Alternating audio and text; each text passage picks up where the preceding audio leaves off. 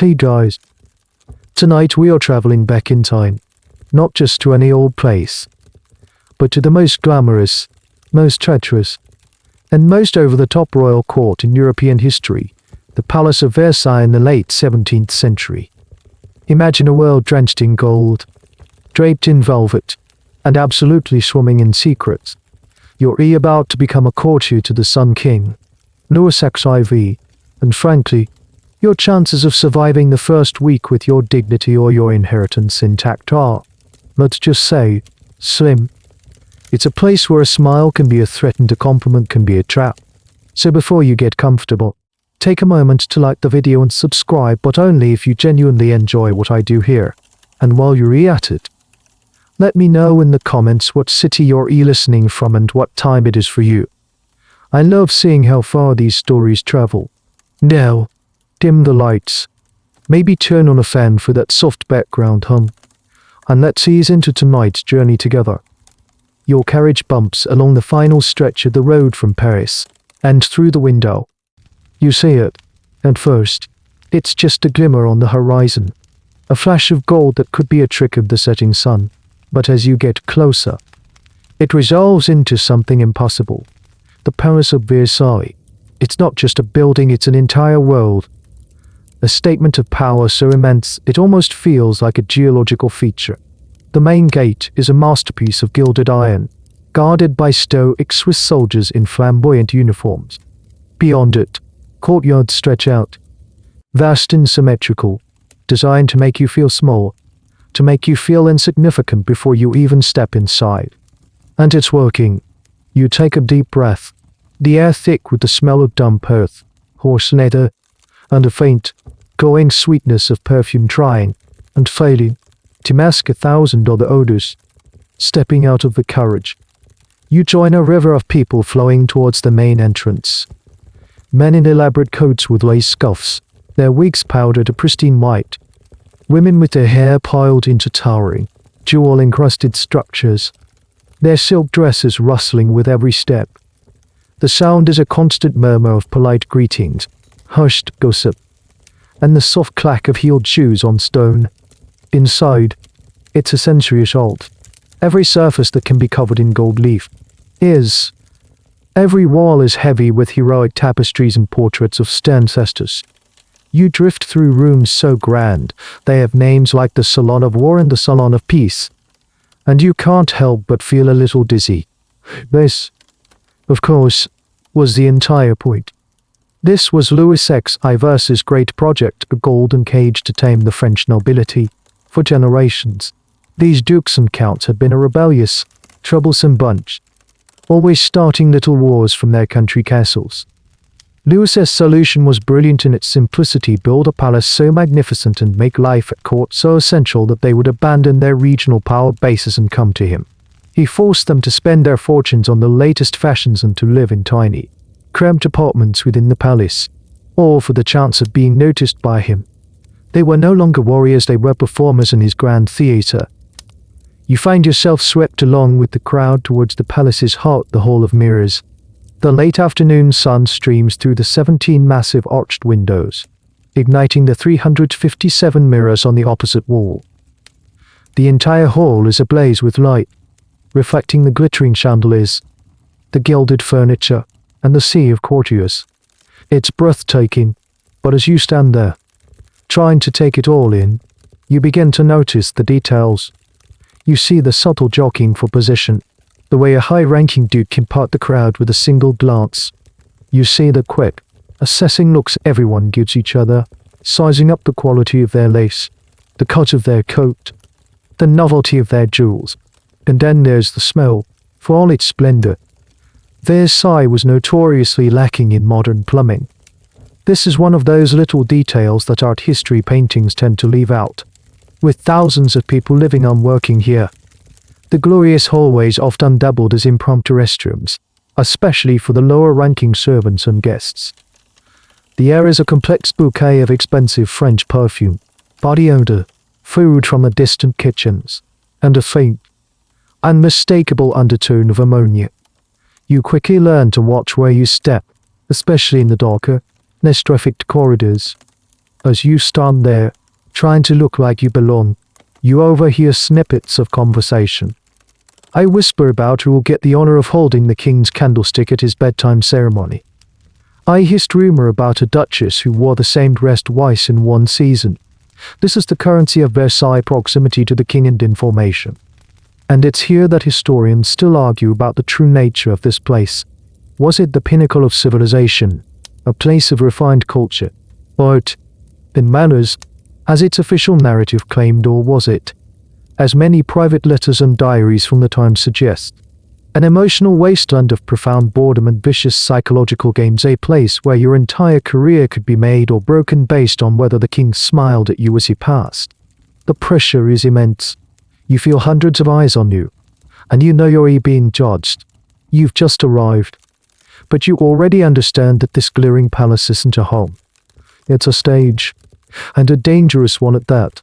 Every person here is a rival, and beneath the powdered wigs and polite smiles, you can sense a desperate, hungry ambition. You're just a small fish in a vast, gilded pond filled with sharks, and you haven't even met the king yet. And then, a hush falls over the hall of mirrors. It starts at the far end and ripples through the crowd like a wave, the chatter and rustling silks dying into an expectant silence.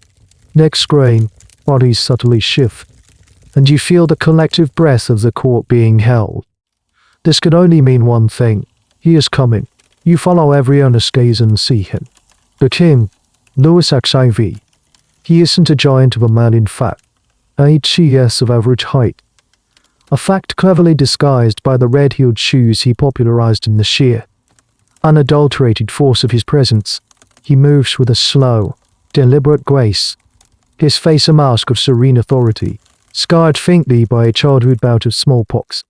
But it's his eyes that hold you. They are dark and assessing, and as they sweep across the room, you feel pinned in place, part of a silent audit of loyalty and worthiness. This is the man they call the Sun King, and you are now a tiny planet in his human solar system. Everything, and everyone, revolves around him. His entire day is a public performance, a ritual designed to reinforce his divine right to rule. This procession is just a small part of it. Earlier in the day was the never, the king's waking ceremony, where dozens of the highest-ranking nobles vied for the honor of watching him get out of bed, put on his slippers, or hand him his shirt. The man who got to hold the sleeve of the royal robe as the king dressed was the envy of the court for a week. Now, as he walks through the hall, you see these same power dynamics play out in miniature. The highest-ranking duke gets to hand him his gloves as he passes.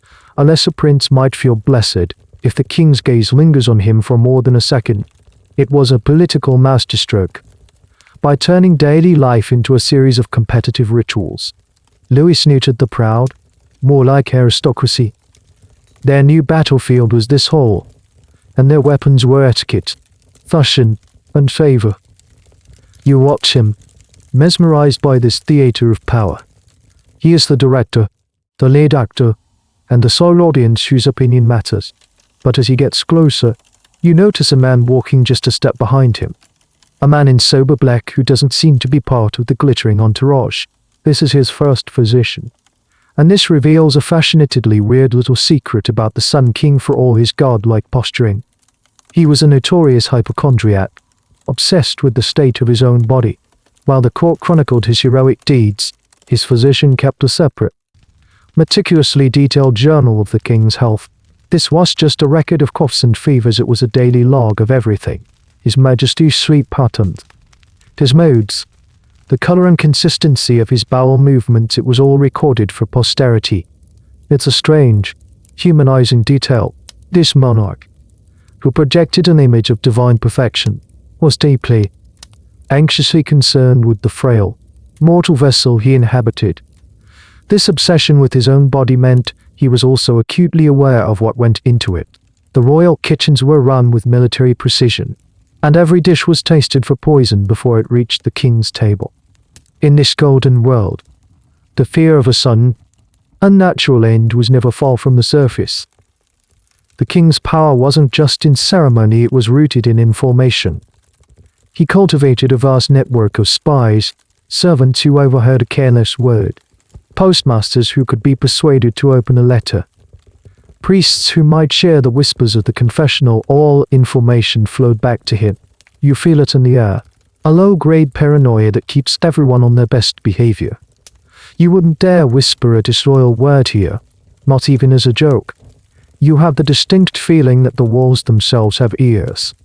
The king's personal motto was nectar base in power, which roughly translates to not unequal to many, essentially meaning he could take on all his enemies at once. But he also ruled by a quieter, unwritten motto: know everything, control everything.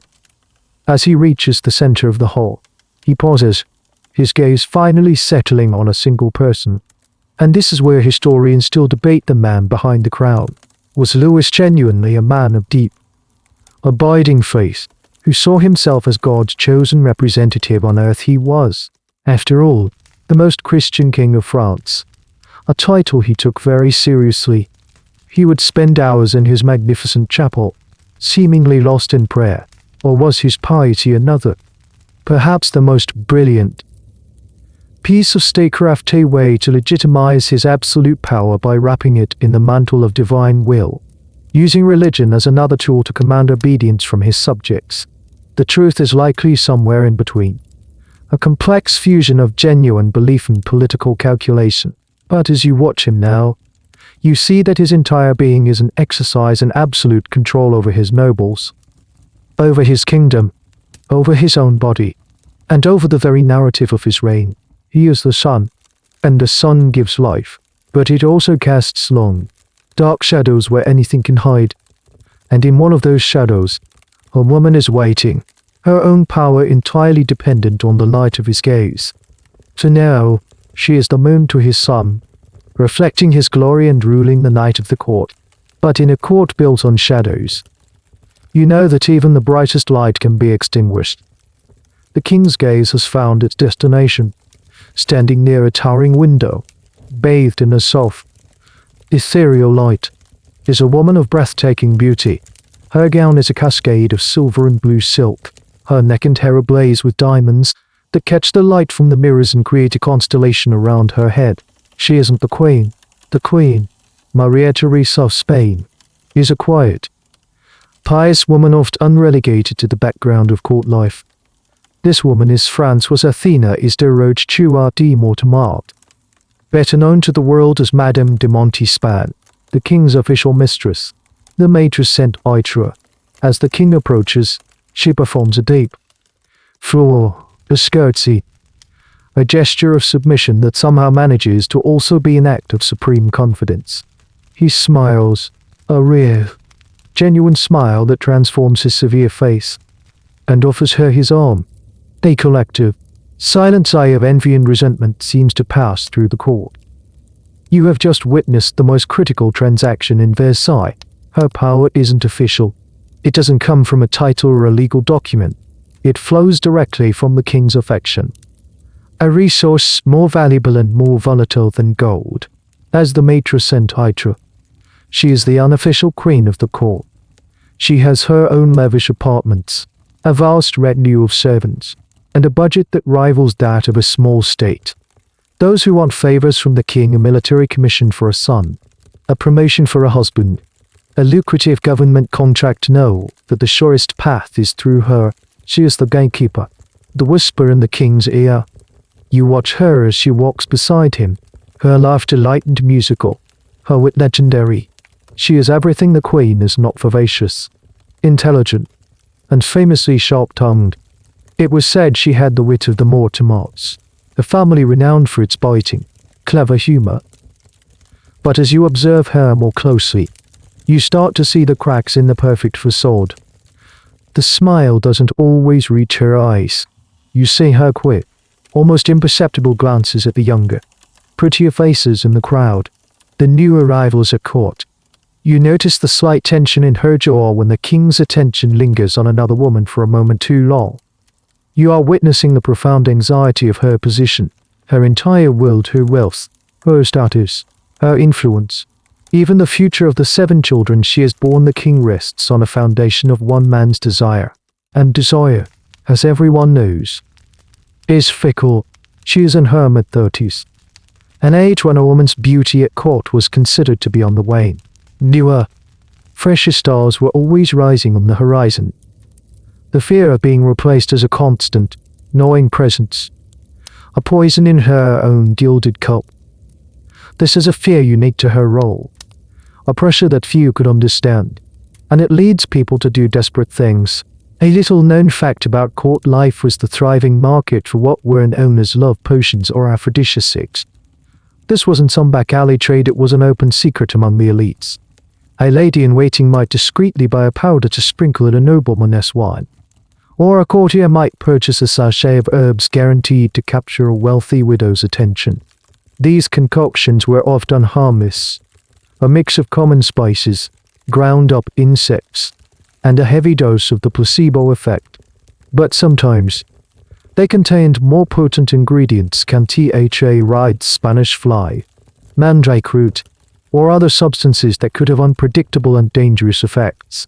For someone like Madame de Montespan, whose entire life depended on maintaining the king's romantic and physical interest, the temptation to seek out such aids must have been immense.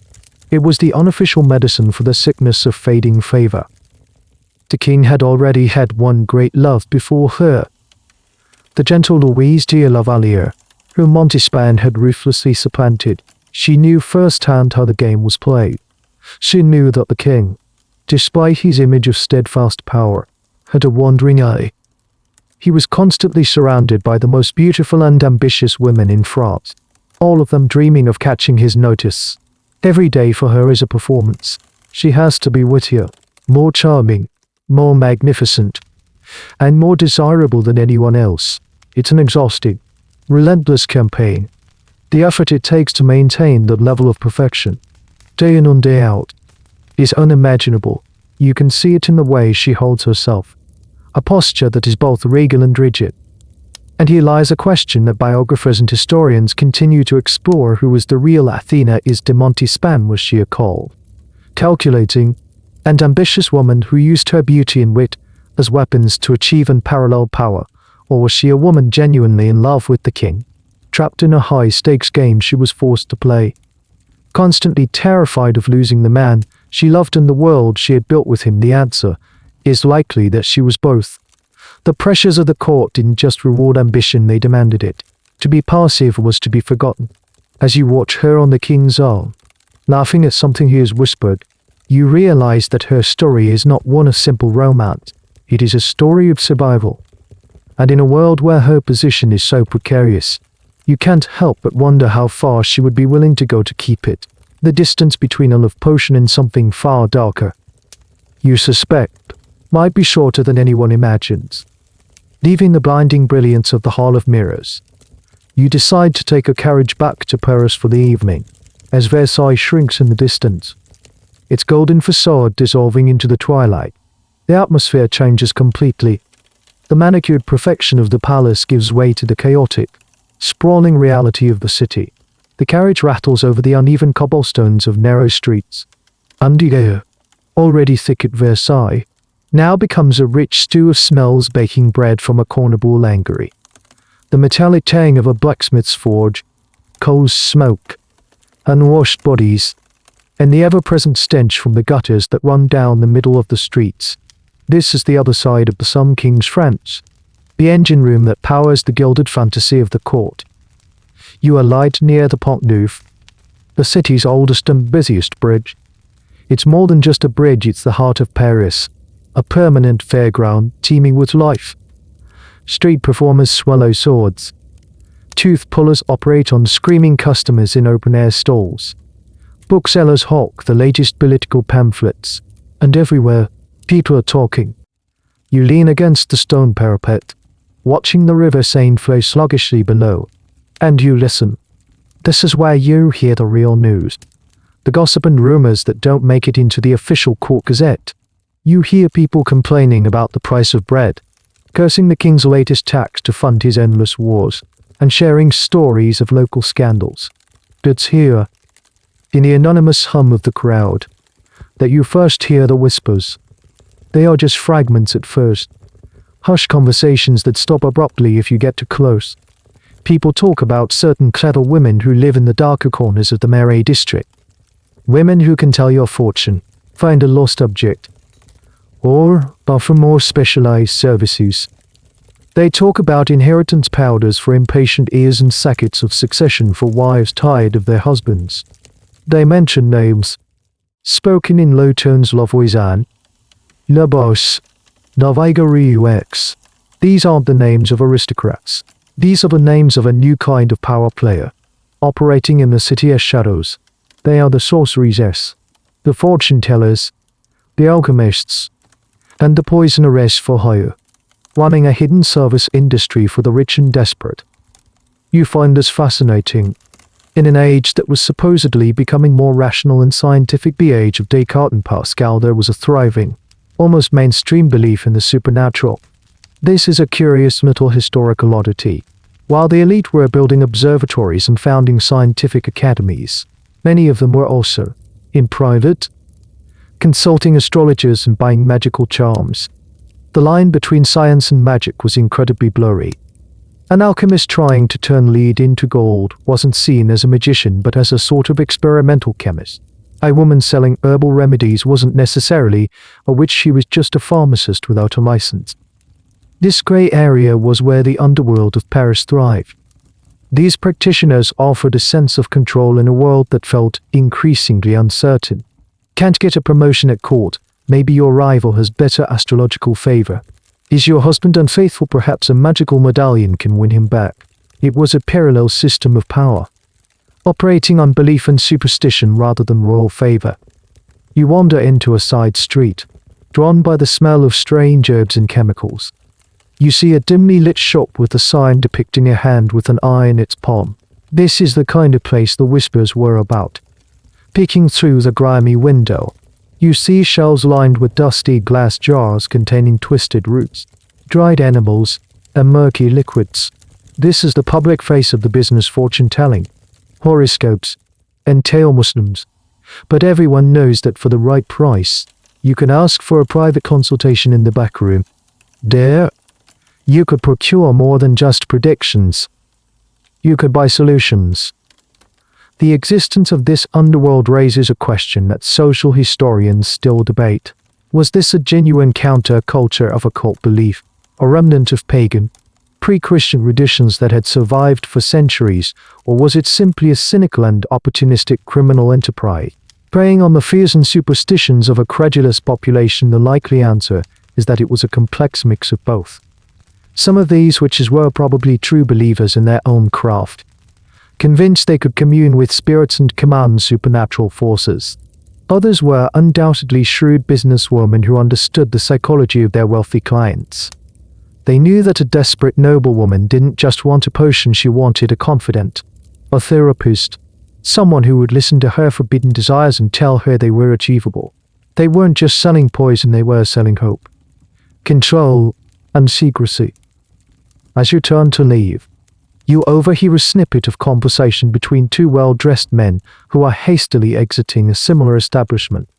One says to the other, "Did you hear what happened to the Marquise de Brinvilliers? They say it was her lover." The other man hushes him, looking around nervously. The name hangs in the air, a name that seems to carry a special weight of fear and scandal.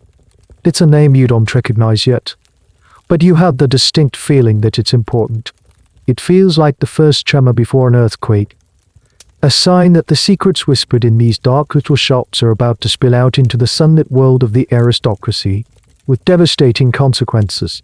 The hidden world and the gilded world are on a collision course. The name you overheard, Brinvilliers, seems to be on everyone's lips in Paris over the next few days. It's the scandal of the season. A story so lurid and shocking that it eclipses even the most salacious court gossip. You piece the story together from conversations in cafes and from the sensationalist pamphlets being sold on street corners. The woman at the center of it all is Marie-Madeleine d'Aubray, the Marquise de Brinvilliers. From her portraits, she looks like the model of aristocratic grace, delicate features, large, innocent-looking eyes, and a demure expression. but the story being told about her is a gothic nightmare. She wasn't just a murderer, she was a monster in a silk dress. The story begins, as so many do, with an unhappy marriage. The marquise was married off to a dissolute, gambling army officer, the Marquis de Brinvilliers. She soon took a lover, a handsome cavalry captain named Gaudin de Sainte Croix. Her father, a prominent civil servant, was outraged by the affair. He used his influence to have Sainte Croix arrested and thrown into the Bastille, hoping to end the relationship. This, you realize, was his fatal mistake. The Bastille in the 17th century was just a prison for political enemies. It was a holding pen for all sorts of undesirables, a grim university of crime. It was here that Sainte Croix shared a cell with an Italian alchemist and poisoner named Exili. In the darkness of their cell, Exili didn't just share his secrets, he gave Sainte Croix a masterclass in the art of poison. When Sainte Croix was finally released, he was a changed man. He and the Marquise de Brinvilliers reunited, now bound not just by passion, but by sheer thirst for revenge and a deadly new set of skills. The Marquise, under Sainte Croix's guidance, began experimenting. This is where the story takes a truly chilling turn, revealing a level of cold, scientific cruelty that shocks even the jaded Parisians. To test the efficacy of her poisons, she started visiting hospitals, pretending to be a charitable lady bringing comfort to the sick. She would hand out sweets and wine to the unsuspecting patients, then sit by their bedsides, taking clinical notes on their symptoms as they suffered and died. It was a perfect cover. A noble woman performing acts of charity was beyond suspicion.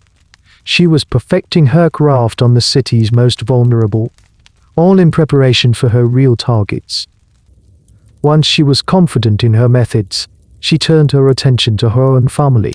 First, her soldier, the man who had imprisoned her lover.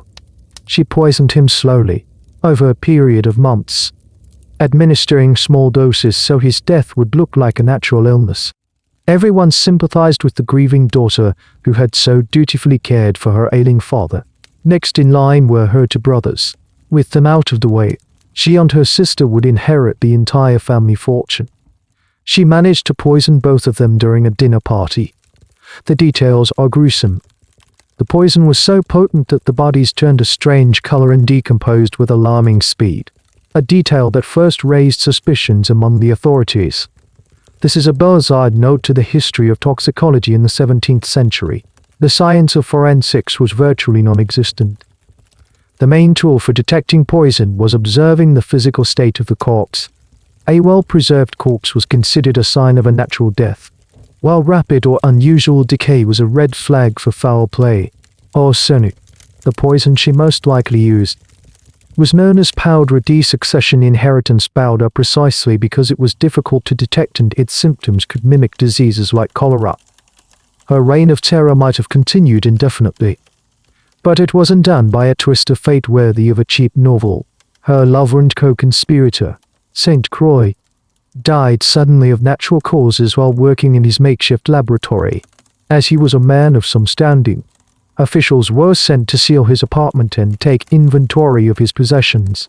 There, they found a small red leather box.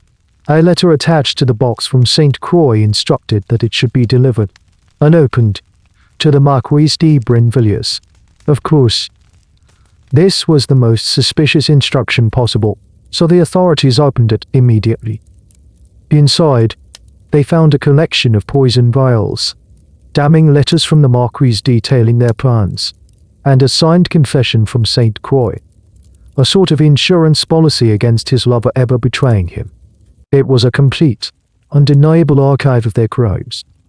The Marquise, warned just in time, fled the country, leading a Europe-wide chase before she was finally captured in a convent in Leeds. The trial that followed was a sensation. It was more than just a murder trial, it was a public dissection of the dark side of the aristocracy. The idea that a woman of her rank, a woman who looked so refined, could be capable of such monstrous acts, both fascinated and terrified the public. It confirmed there were suspicions about the moral rot festering beneath the glittering surface of high society. Historians still discuss the impact of the Brinvilliers case. Did it reveal a widespread poisoning epidemic that was already underway, or did it, in fact, create one by planting the idea in people's minds? The sensational coverage, detailing the methods and the motives, might have acted as a sort of macabre instruction manual for other desperate or greedy individuals. What is certain is that the Brinvilliers affair ripped the mask off the French aristocracy. It showed everyone that the inheritance powder whispered about in the back alleys of Paris was not just a myth. It was real, it was being used, and it had found its way into the grandest houses of the kingdom. The earthquake had begun. The trial of the Marquise de Brinvilliers does more than just horrify the public. It introduces a terrifying new concept into the popular imagination: the inheritance powder. Suddenly, this whispered about product of the city's dark corners is real. It has a name, a face, and a list of victims. You see the fear ripple through high society. At dinner parties in the grand houses of the Marais, you notice a new kind of etiquette emerging. People hesitate before taking a drink. They watch suspiciously as servants pour wine. A wealthy uncle who suddenly falls ill is no longer just a family tragedy, it's a potential crime scene. The Brinvilliers case has unleashed a wave of paranoia that poisons relationships as effectively as any arson. You become fascinated by this substance, this powdery succession. What exactly was it? You learned that it wasn't a single formula. It was a catch-all term for any poison that was slow-acting, difficult to detect, and could mimic the symptoms of a natural disease. The king of these substances was arsenic, specifically arsenic triazide. It was the poisoner's perfect tool. It was odorless, tasteless, and could be easily mixed into food or wine. Crucially, it was also widely available. Arsenic was a common ingredient in a surprising number of household products. It was used as a rat poison, a depilatory for tanning leather, and even in some artists' pigments. A person could buy a lethal amount from an apothecary or a tanner with few questions asked. This accessibility is a strange and often overlooked aspect of 17th century life. We tend to think of past eras as simpler, more natural. But, in reality, their world was saturated with toxic substances that we would now consider hazardous materials. Lead was in their pewter plates and water pipes. Mercury was a common treatment for syphilis. And belladonna was used cosmetically by women to dilate their pupils for a more alluring look. In this environment, obtaining the raw materials for a discreet murder was shockingly easy. You didn't need access to some secret wizard's laboratory, you just needed to know what to ask for at the local shop. The most skilled poisoneress, you discover, were masters of dosage. They wouldn't administer a single, massive dose that would cause a sudden, violent death and arouse immediate suspicion. Instead, they practiced what was known as the art of the long farewell. They would provide their clients with a series of smaller packets, to be administered over weeks or even months. The victim would slowly sicken. They would lose their appetite, suffer from stomach pains, grow weak and lethargic. Doctors would be called, and they would diagnose it as a wasting sickness, consumption, or it as another common ailment of the time. By the time the victim finally died, their passing would seem like the sad but natural conclusion to a long illness. The poisoner provided not just the substance, but the timeline, turning murder into a slow, patient performance. But arsenic was not the only tool in the trade. The more sophisticated practitioners had a whole menu of options. There was aconite, also known as wolfsbane, which could cause heart failure. There was hemlock, the poison of choice in ancient Greece. And then there were the more exotic, almost mythical substances. You hear whispers of a poison called acqua tofane, named after a notorious Italian poisoner, Giulio Tofane. Her concoction was said to be so subtle that it was sold in cosmetic bottles, looking like any other face powder or lotion. A wife could simply apply it to her own skin, and her husband would be poisoned through a simple goodnight kiss. The legend of acqua tofane haunted the courts of Europe for decades. This brings up a debate that still engages toxicologists and historians. How much of the lore around these poisons was real? And how much was exaggerated folklore were there really secret?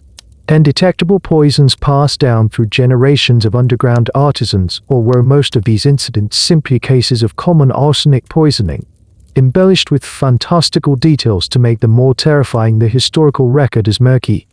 The science of the time was unable to definitively identify any of these substances, leaving a vacuum that was filled by fear and imagination.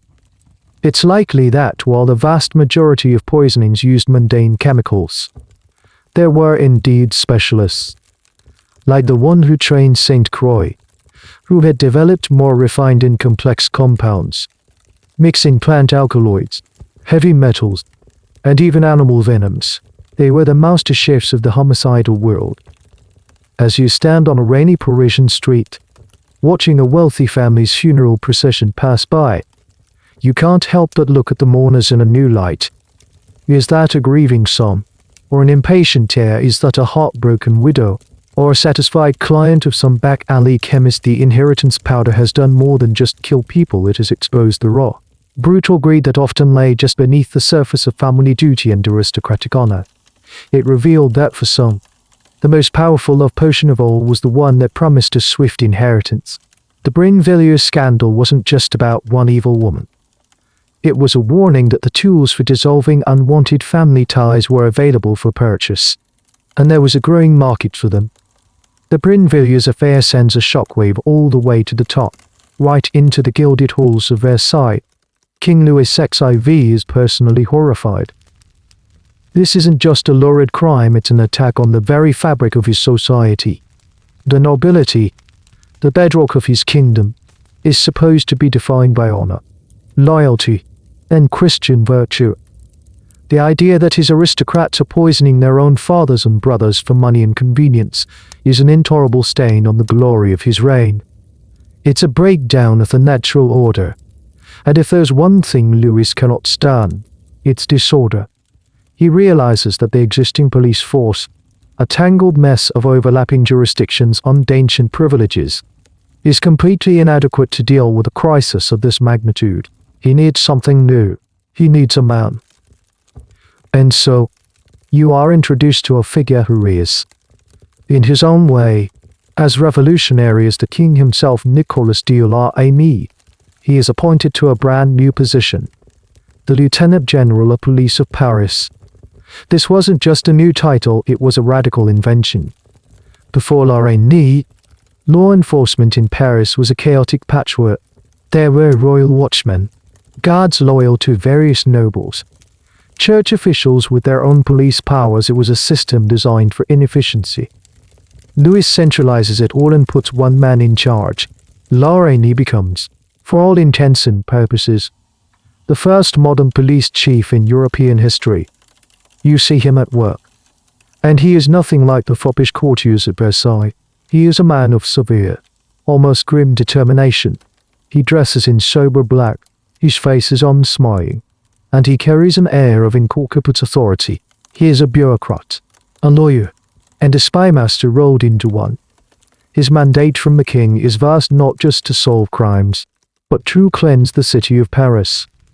He is tasked with cleaning the streets literally. He introduced the first street altar to Paris, making the city safer at night, regulating the guilds, censoring subversive pamphlets, and rooting out moral corruption wherever he finds it.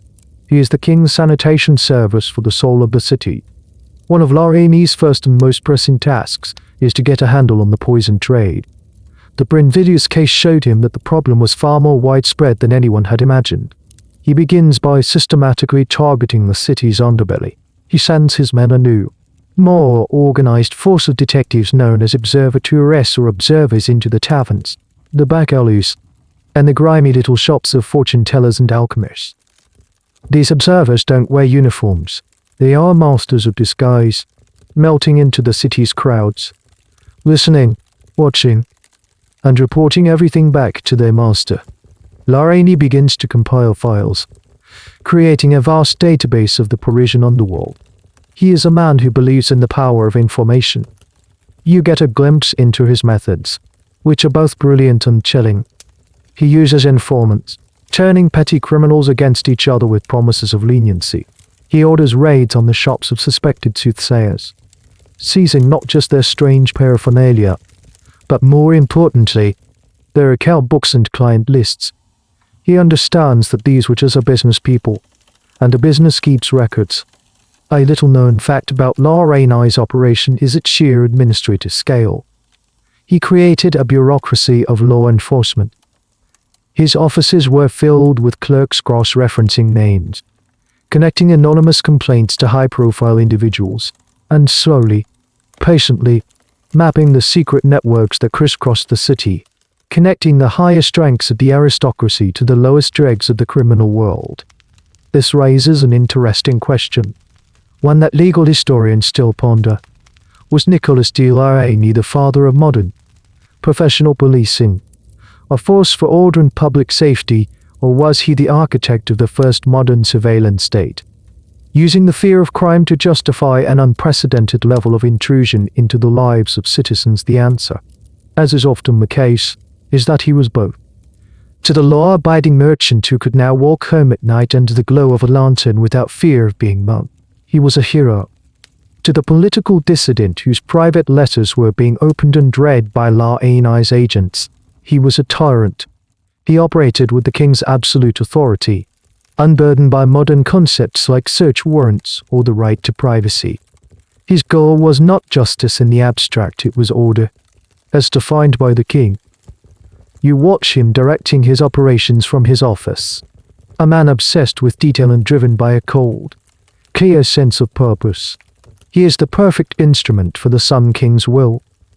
Louis wants a glorious, orderly kingdom, and Lorraine is the man who will sweep the dirt out of sight. He knows the poisoned scandal is not just about a few isolated criminals like the Marquise de Brinvilliers. He suspects it is a symptom of a deeper sickness, a systemic rot. He is not just hunting for individual poisoners, he is hunting for the source, the network, the queen bee of this dark hive. He doesn't know her name yet, but he is meticulously building a web, and he has the patience to wait for the right fly to come along. He listens to the city's whispers, and he begins to hear one name repeated more than others, a name associated with the most successful and discreet services Lavoisian. The name goes into a file that is about to get much, much thicker. Under the stern and watchful eye of Lorraine, a new atmosphere settles over Paris. It's a subtle shift, but you can feel it. The whispers in the taverns are a little more hushed. The fortune-tellers are a little more cautious about who they let into their back rooms. Lorraine's observatories are everywhere, and everyone knows it. He begins his campaign not by aiming for the big fish, but by casting a wide, fine-meshed net into the shallow waters of Parisian crime. He knows that to understand the conspiracy, he must first understand the world it lives in. So he starts with the small-timers. You follow his agents as they crack down on what seems like a completely unrelated problem: fraudulent priests and holy men. This was a common scam in Paris. Men would dress in clerical robes, wander the city, and offer to perform services, blessings, exorcisms, even masses for a fee. They preyed on the piety and superstition of the common people. Lorraine's men start arresting them, not just for fraud, but because he suspects they are part of the larger underground economy of faith and magic. In the interrogation rooms, under pressure, these fake priests begin to talk. They name the people who supplied them with their fake relics, the scribes who forged their ecclesiastical documents, and, most importantly, the soothsayers who would sometimes refer clients to them. A thread has been pulled. Next, Lorraine turns his attention to the world of apothecaries and alchemists. He enforces old, long-neglected laws that require anyone selling potentially hazardous substances like arsenic or mercury to keep a detailed register of who bought it and for what purpose. Suddenly, the casual, no questions asked purchase of rat poison becomes a transaction that is recorded, a piece of data that can be tracked. His men conduct surprise inspections, checking the logbooks, analyzing the stock. An apothecary who seems to be selling an unusual amount of arsenic to a diverse clientele of wealthy ladies suddenly finds himself under scrutiny. Another thread. You witness one of these interrogations. It's not a scene of high drama or physical abuse. Lorraine preferred a more methodical, psychological approach. A minor fortune teller named Marie Boss is brought in. She was arrested after trying to sell poison to one of Lorraine's undercover agents. She's a small fish, but she's panicky and talkative. In the cold, damp room, a clerk sits ready with a quill and ink, prepared to write down every word. Lorraine's interrogator doesn't shout. He speaks calmly, laying out the evidence against her, explaining the grim fate that awaits a convicted poisoner public execution. But then he offers her a sliver of hope. Cooperation, he suggests, could lead to a lesser sentence, life in a convent instead of being burned at the stake. It's a classic tactic, and it works. Terrified, Marie Boss starts to sing. She talks about her own small-time business selling love charms, telling fortunes with cards, and occasionally, for the right price, providing something a little stronger. She admits to selling poisons, but then, trying to save herself, she does exactly what the police want her to do. She starts naming names. She talks about her suppliers. She talks about her rivals, and she talks about her more successful competitors, the ones who handle the truly high-end clientele. She describes a whole pyramid of service providers, with people like her at the bottom and a few elite figures at the very top.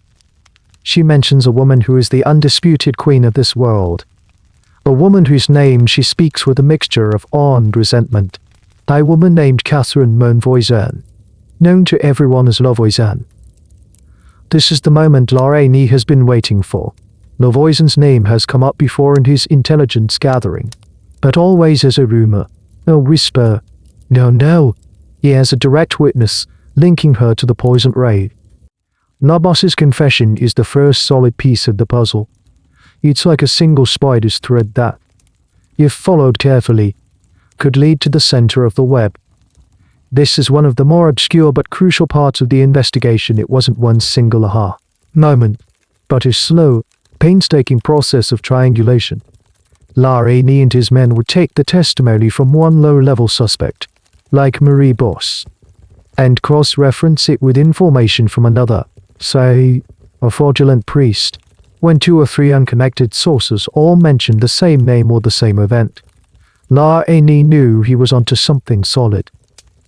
The debate among historians of espionage and policing continues on this point. Was Lorraine's method an act of brilliant detective work, connecting the dots through meticulous investigation, or was he, to some extent, creating a narrative? When you put people under immense pressure, they tend to tell you what they think you want to hear. Is it possible that some of these terrified suspects simply implicated Lavois, and because they knew she was a big name and it might buy them some leniency? This is the inherent ambiguity in any investigation that relies on coerced confessions. However, in this case, the sheer volume of testimony that was beginning to point in the same direction was becoming undeniable. The net, so carefully woven, was beginning to tighten. All the different threads, the fake priests, the shady apothecaries, the terrified little fortune-tellers, were all starting to lead to the same address, to the doorstep of one very successful, very well-connected, and very dangerous woman. The hunt for the queen bee was about to begin in earnest. With the confession of Marie Boss and the corroborating whispers from his network of spies, Lorraine finally has a primary target. The name Lavoisin, once just a note in a file, now becomes the central focus of the entire investigation. So, who is this woman? This alleged queen of the Parisian underworld. You peel back the layers of rumor and discover a character more complex and formidable than you could have imagined. Her real name is Catherine Montvoisin, and she is not some crone living in a hovel. On the contrary, she is a respectable, middle-class businesswoman. She is married to a jeweler, lives in a comfortable house in a decent neighborhood, and has a daughter. To her neighbors, she is simply Madame Montvoisin, a skilled midwife and a dispenser of herbal remedies. But behind this facade of bourgeois domesticity, she has built an empire. You travel to her home in Villeneuve-Ségravois, on the outskirts of Paris, and you see the scale of her operation.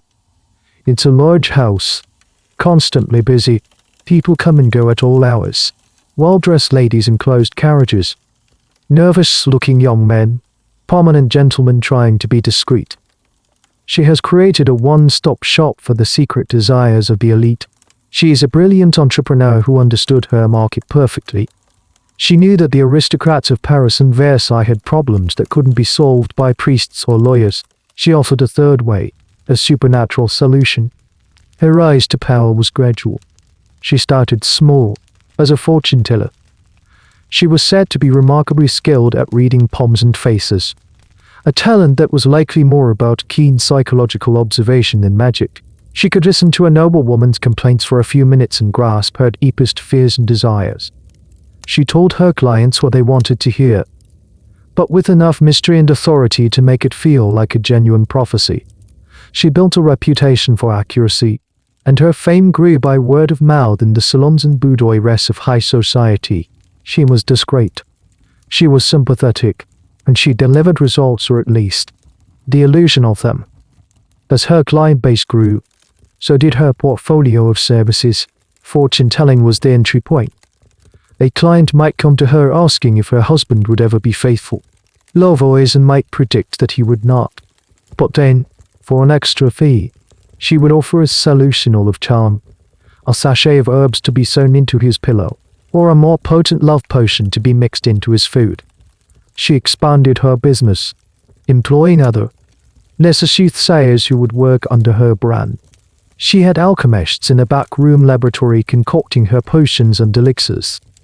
She even had a network of contacts who could perform more specialized rituals. One of the strangest, or most comical, side hustles of her enterprise was her connection to a network of treasure hunters. A weird but persistent belief at the time was that vast treasures often supposedly hidden by the Knights Templar were buried all over France. Lavoisier would sell magical charts and divining rods to credulous gentlemen, sending them on wild goose chases across the countryside. It was almost certainly a scam, but it was a lucrative one, and it further solidified her reputation as a woman with access to secret knowledge. She diversified her mystical portfolio like a modern CEO.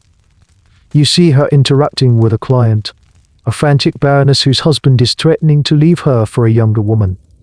Lavoisier is the picture of calm compassion. She listens patiently, her expression full of sympathy. She doesn't rush. She lets the baroness pour out all her fear and humiliation. Then, she takes her hand, looks at it with deep concentration, and speaks in a low, confident voice. She reassures the baroness that all is not lost, that there are forces that can be marshaled, energies that can be redirected. She is part therapist, part priestess, and part CEO. She is selling not just a product, but an experience. She is selling hope. The academic debate about Lavoisier often centers on this very point.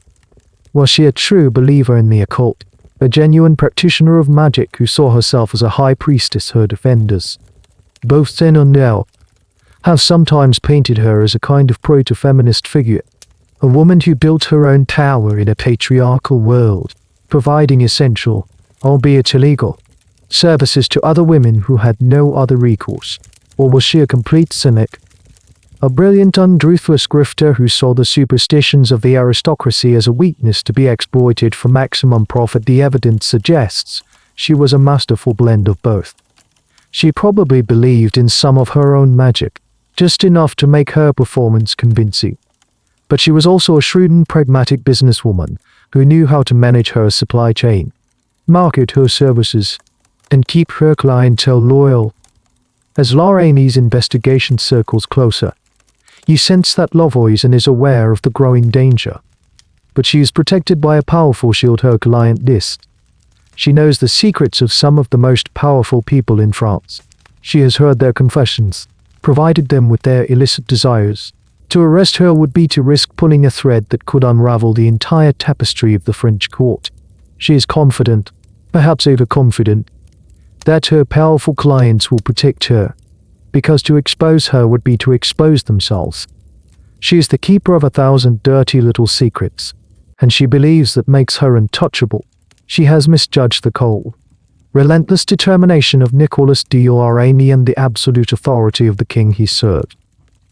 You decide to take the risk, posing as a disgruntled courtier with a cheating wife. You manage to secure an appointment at Lavoisin's establishment. Her house is surprisingly ordinary from the outside. But the moment you step through the door, you enter another world. The air is thick with the scent of incense, beeswax, and a strange, metallic tang you can't quite identify.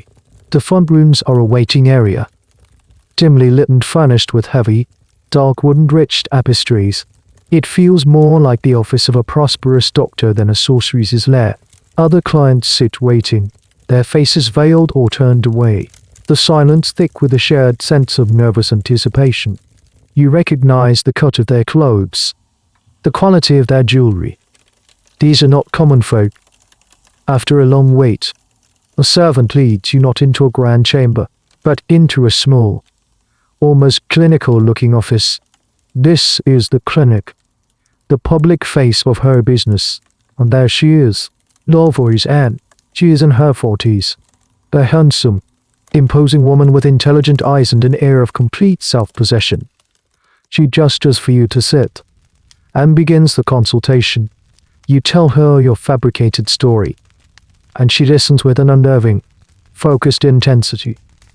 She asks probing questions, not just about your wife, but about your position at court, your finances, your ambitions. It feels less like a magical consultation and more like a client intake session for a very exclusive law firm. On the walls around you are shelves filled with books and jars. It looks impressive, but you notice something interesting. The books are bound in expensive leather, but their titles are generic secrets of the ancients. The Book of Salt. The jars are filled with colorful liquids and powders, but they are sealed with wax and clearly for display only. This is the stagecraft. It's designed to impress the gullible, to create an atmosphere of profound and ancient knowledge. Lavoisin reads your palm, her touch firm and cool. She tells you things about yourself, that you are ambitious, that you feel unappreciated, that you are surrounded by hidden enemies. It's a classic cold reading, a series of flattering and general statements that could apply to almost any courtier at Versailles. And yet, delivered with her serene authority, it feels deeply personal. She diagnoses your problem. Your wife has not been bewitched, she says, but her affections have been diverted by a rival. She then lays out a course of treatment. For a hefty fee, she can provide you with a sachet of powders of attraction, to be worn in your clothes. For a bit more, a special tincture of fidelity to be secretly added to your wife's wine. She explains the supposed magical principles behind them, using a mix of astrological and alchemical jargon that sounds impressive but is essentially meaningless. This, you realize, is her genius. She has medicalized magic. She presents her services not as witchcraft, but as a form of alternative therapy, an arcane science for the problems of the heart. A particularly strange detail of her operation, one that historical records confirm, was her use of what she called sympathetic magic. For an extra fee, she would create a wax effigy of your rival. She would then give you instructions to perform a small ritual at home, sticking pins in the effigy not to cause harm, but to puncture the rival's influence and release your wife's trapped affections. It was a brilliant piece of psychological manipulation. It gave the client a sense of agency, a feeling that they were actively participating in the solution. It wasn't just a product she was selling, it was a whole therapeutic process. After your consultation, as you are being led out, you catch a glimpse through a half-open door. You see another room, a laboratory, where two men in leather aprons are grinding substances with a mortar and pestle. This is the pharmacy, where the real products are made. And it's here that the line between harmless placebo and dangerous substance becomes terrifyingly blurred. The powders of attraction might be nothing more than chalk dust and dried lavender, but the tincture of fidelity that could contain anything from harmless spices to Spanish fly, or even small, non-lethal doses of arsenic, enough to make the cheating wife feel unwell and perhaps lose interest in her extramarital activities. The question of what, exactly, was in Lavoisin's potions is a subject of ongoing historical speculation, without the original substances to analyze. We are left to rely on trial testimonies and contemporary accounts. Some historians argue that the vast majority of her products were fraudulent, clever hoaxes that worked only through the power of suggestion. Others contend that she ran a sophisticated chemical operation, creating a wide range of physiologically active compounds. They argue that she must have been delivering real, tangible results to some of her clients to maintain such a high-end, long-term business. The truth is likely that she offered a sliding scale of potency. For a simple case of winning back a lover, a placebo might suffice. But for a more desperate client, a client willing to pay a great deal more for a more permanent solution to their problem, the prescription would be very, very different. Her clinic was the respectable front door. But you sense that this house has other, darker rooms, and other, more sinister services on its menu. The consultation is over, but you have the distinct feeling you've only seen the first level of the game. Your instincts were correct. Lavoisin's business had a back room, a place where the services offered were far more desperate and far more dangerous. The most common of these secret services, and the one that formed a grim cornerstone of her enterprise, was abortion. In the 17th century, a noble woman who became pregnant outside of marriage faced absolute ruin. It was a secret that had to be erased, at any cost. The official medical establishment offered no help, and the church condemned it as a mortal sin. These desperate women had nowhere to turn but to the underworld, to women like Lavoisin. You get a sense of this hidden practice through the later trial testimonies, which are filled with harrowing accounts.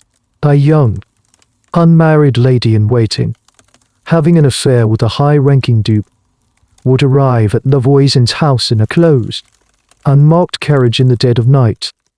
She would be led not to the polished clinic but to a separate, more Spartan room in the back of the house.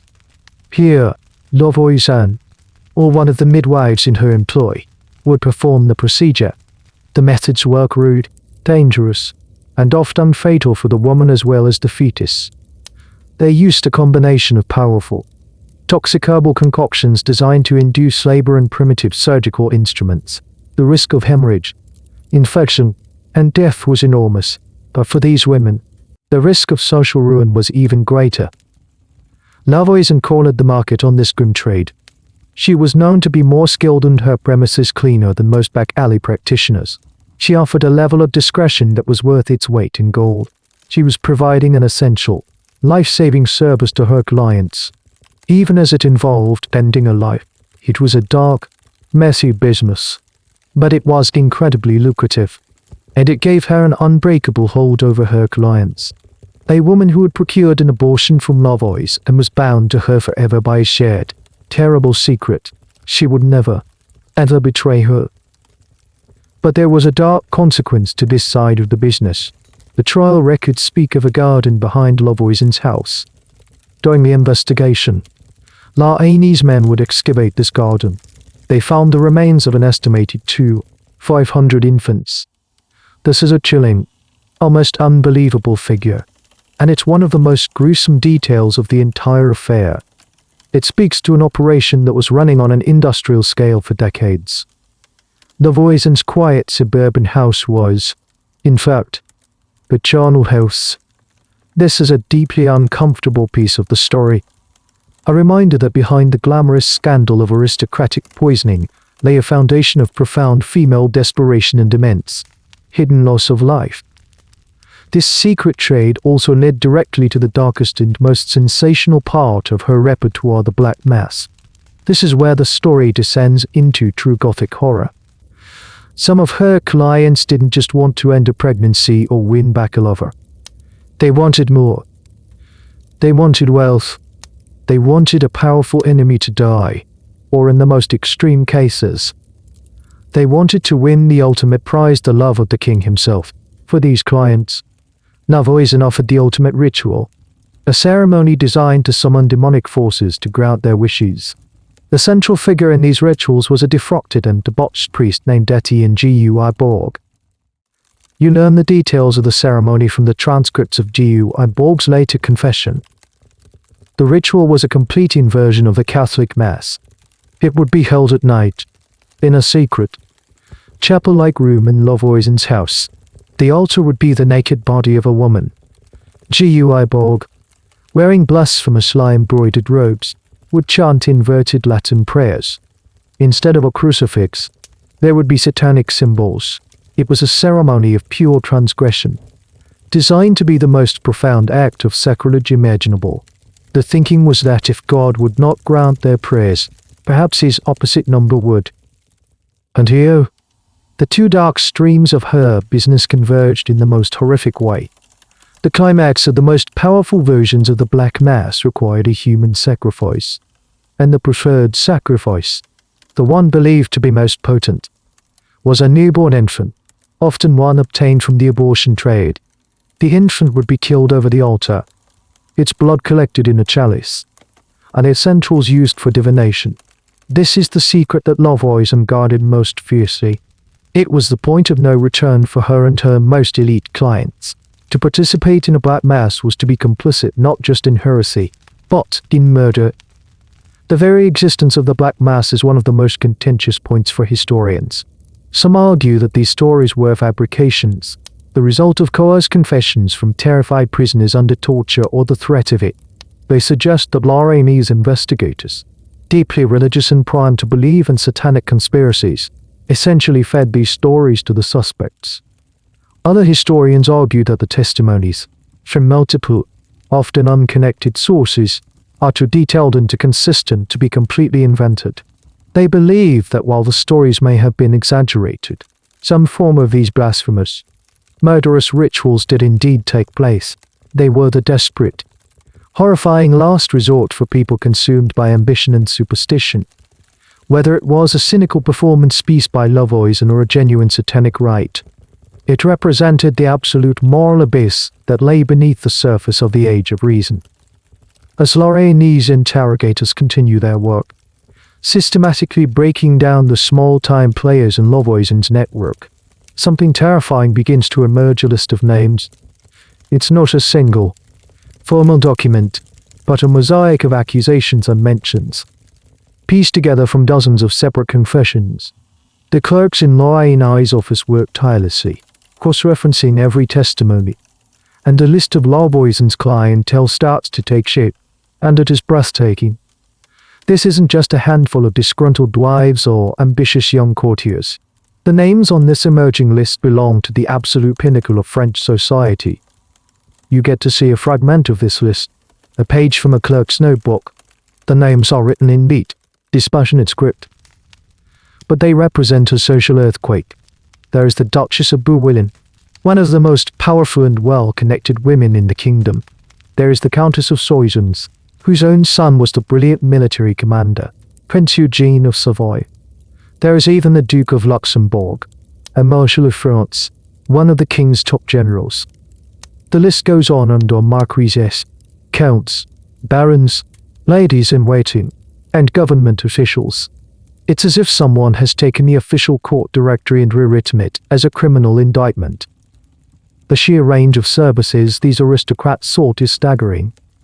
Some wore relatively minor horoscopes to determine the most auspicious day for a business deal, love charms to secure a wealthy spouse, but many were far darker.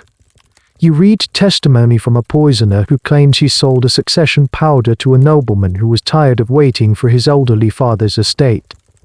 You see an accusation against a high-ranking lady, claiming she paid Lavoisin to perform a ritual to ensure her rival for a position at court would fall gravely ill. The mundane jealousies and ambitions of Versailles, it seems, were being outsourced to the criminal underworld for violent resolution. The investigation has become a runaway train, and Lorraine is struggling to keep it on the tracks. He reports his findings to the king, and you can only imagine the cold fury in Louis XIV's chambers.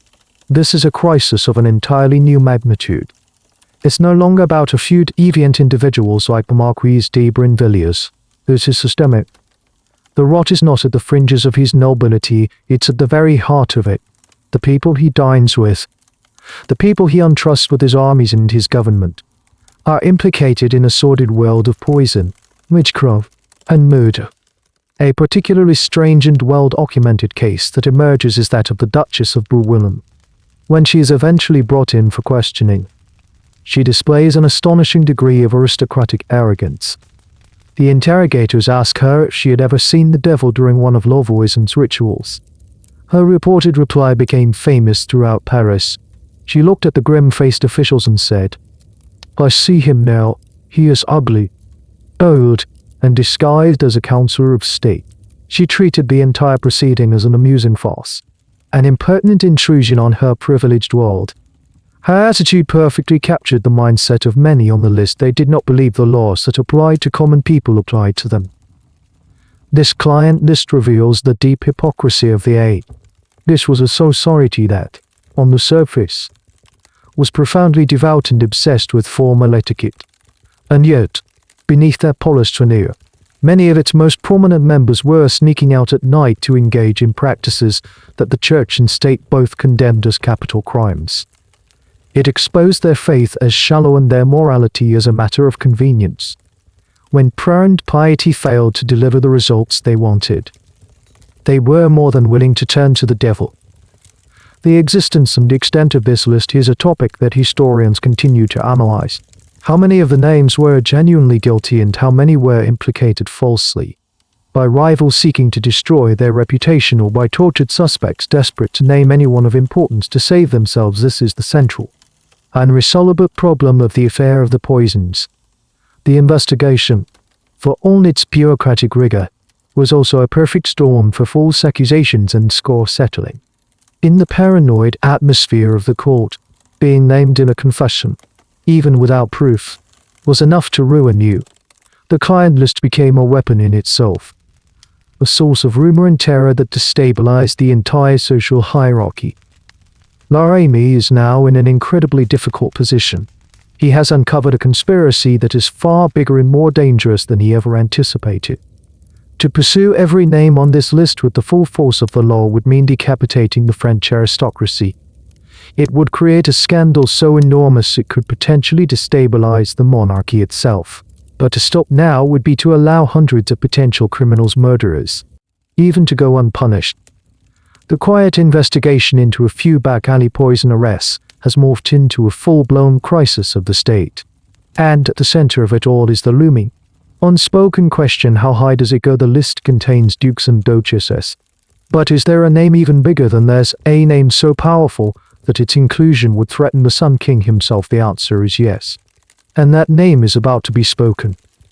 As the interrogations grind on, a disturbing pattern emerges.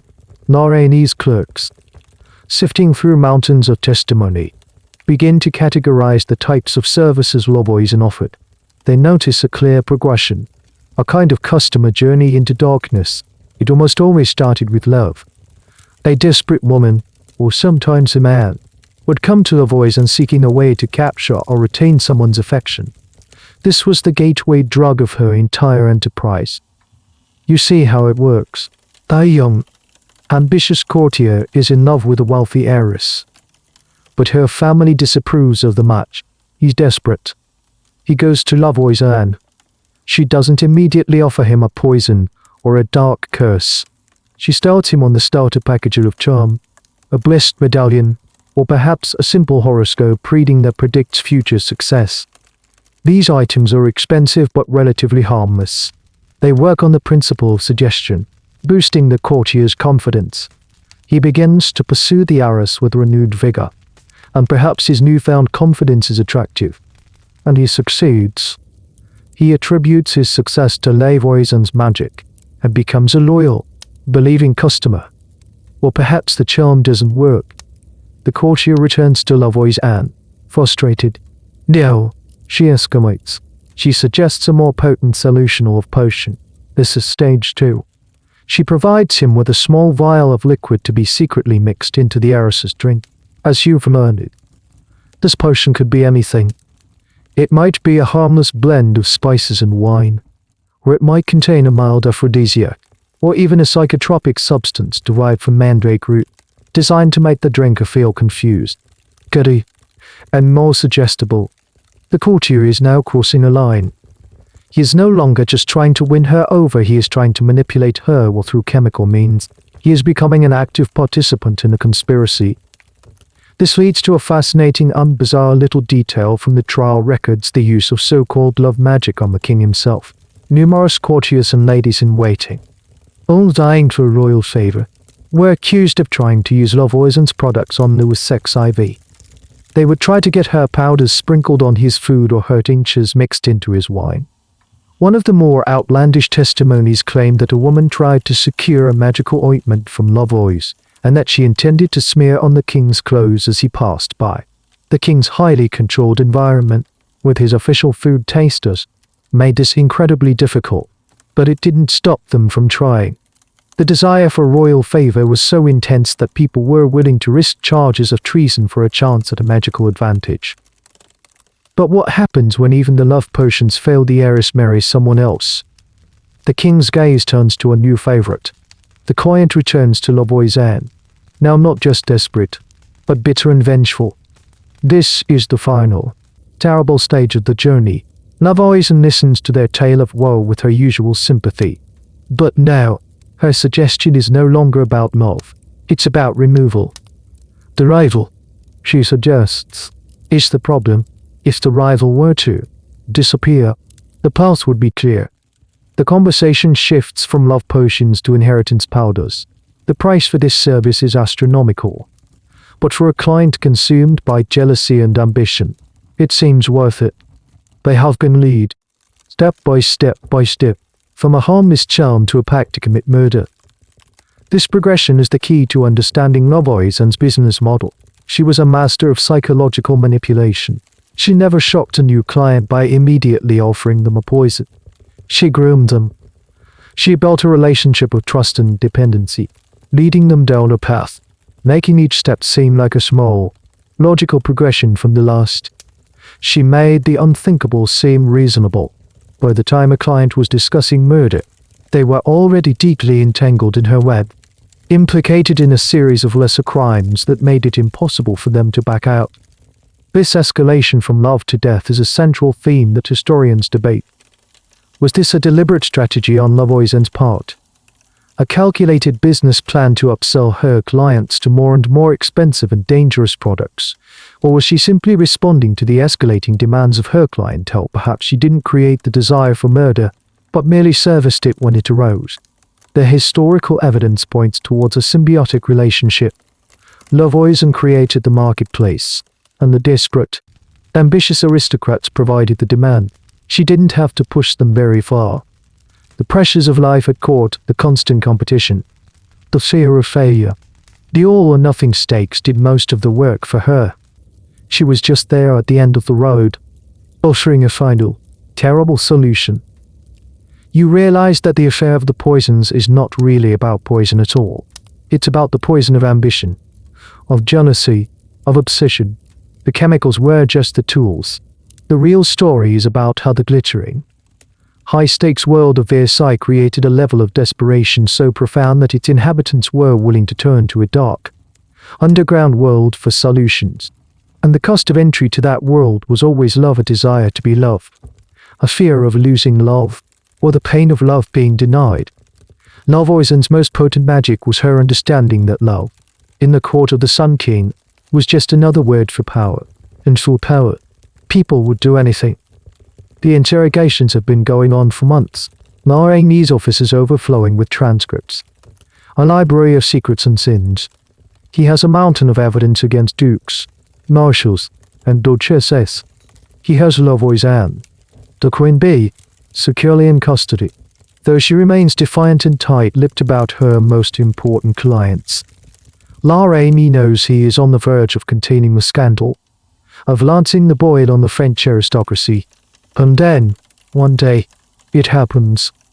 A single sentence is spoken in an interrogation room that changes everything. A sentence that blows the case wide open and points it directly at the throne. The person speaking is Adam Message, a roguish alchemist and one of Lavoisier's main business partners. He is a key witness, a man who knows many of the darkest secrets. Under intense questioning, and likely in an attempt to save his own skin by offering up a bigger target, he starts talking about the black masses. He describes the blasphemous rituals, the inverted prayers, the presence of the priest GUI ball. But then he adds a new detail. He starts talking about the clients who requested these most extreme rituals. He mentions a woman who came frequently, a woman who paid lavishly, a woman who was absolutely desperate to maintain her position of power. And then he says the name. He claims that the woman who lay naked on the altar during some of these satanic masses, the woman who had the blood of sacrificed infants used in potions for her benefit, was the king's own mistress, Madame de Montespan. The clerk's cruel scratches to a halt. The interrogators fall silent. The air in the room suddenly feels thin and cold. This is not just another duchess or countess. This is the unofficial Queen of France, the mother of the king's legitimized children, the woman who sleeps in the apartment next to his. The accusation is so monstrous, so politically explosive, that it almost defies belief. To accuse Madame de Montespan is to accuse the king's own inner circle. It suggests that the rot has reached the very center of power. Lorraine is informed immediately. You can imagine him reading the transcript, his face a mask of grim disbelief. This is the moment he must have been dreading. His investigation was supposed to be a surgical strike, to cut out the cancer from the nobility and restore order. It was never meant to strike this close to the king himself. The implications are terrifying. If Lesage is telling the truth, it means that the king's lover, the most powerful woman in France, is involved in Satanism and murder. It means the king's own children may have been blessed by demonic pacts. The accusation is, at first, dismissed as the desperate raving of a cornered criminal trying to create chaos. It's too fantastic. But then, a few days later, the same name comes up again, this time from Lavoisin's own daughter, Marguerite Monvoisin. She is young and terrified, and in her confession, she corroborates parts of Lesage's story. She says she remembers a very important, very beautiful lady coming to the house for secret, late-night rituals. A lady everyone in the household referred to with a mixture of fear and awe. She confirms that this lady was involved in ceremonies with the priest GUI Borg, and she, too, identifies the woman as Madame de Montespan. Now, Lorraine has to separate, though not entirely independent, sources. The accusation can no longer be ignored. This is the turning point of the entire affair. It transforms from a widespread criminal investigation into a constitutional crisis in waiting. One of the bizarre, almost farcical, details that emerges from the testimony is the specific nature of Montespan's alleged requests. According to the confessions, she wasn't just using magic to maintain the king's love. She was using it aggressively. She allegedly commissioned potions to be made, not just with aphrodisiacs, but with ingredients like human remains and bat's blood, which she would then have a trusted servant try to slip into the king's food. Even more shockingly, they accuse her of commissioning rituals aimed at causing harm to her rivals, specifically the young, beautiful Marie-Angelique de Fontainges, who had begun to capture the king's eye. The question of whether these accusations against Montespan were true is the great, unresolved mystery at the heart of the affair of the poisons. Historians have been fiercely debating it for centuries. One school of thought argues that she was framed. They suggest that her enemies at court, and perhaps even Lavoisin herself, conspired to implicate her in order to bring her down. Montespan was a woman with many powerful enemies, people who resented her influence and her arrogance. The affair provided the perfect opportunity to destroy her. Another school of thought believes she was guilty. They point to her well-known anxiety about losing the king's favor, her documented interest in fortune tellers, and the corroborating details in the testimonies. They argue that for a woman in her precarious position, faced with the prospect of losing everything, a turn to the darkest of magic is psychologically plausible. A third, more nuanced view suggests that the truth lies somewhere in the middle. Perhaps Montespan did engage with love poison, as many at court did. She might have bought love potions and commissioned horoscopes. The leap from that to participating in murderous black masses, however, might have been an embellishment. An exaggeration cooked up by witnesses under extreme duress, who knew that naming the biggest name would be their best bargaining chip. We will likely never know for certain. The evidence is tainted. The witnesses unreliable. The truth buried under layers of fear, ambition, and lies. But in that moment, for Lorraine, the truth of the accusation is almost secondary. The fact that the accusation has been made at all is the crisis. He now holds a piece of information so toxic it could burn his hands. His duty is to the king. And now he must take this poison pen letter of a confession and deliver it to the Sun King himself. He has to inform the most powerful man in the world that his lover, the mother of his children, may be a Satanist and a murderer. The next move is not his to make. It is the king's. The walk from his office in Paris to the king's private chambers at Versailles must have been the longest journey of Lorraine's life. He carries with him the transcripts of the confessions, documents that feel heavier than lead. You can picture the scene. He is granted a private audience, not in the grand, public rooms, but in a smaller, more intimate study, a room where the king lets his guard down, if only slightly. The doors are closed. The ever-present throng of courtiers is shut out. It is just the king and his police chief, Lorraine, the loyal servant, presents his report. He lays out the evidence. The accusations from L'Essegène Marguerite Montespan. He speaks the name Madame de Montespan. There is a silence in the room. A silence deeper and more profound than the respectful hush of the court. You watch the king's face. Louis XIV, a man whose entire life is a performance of serene, unshakable authority.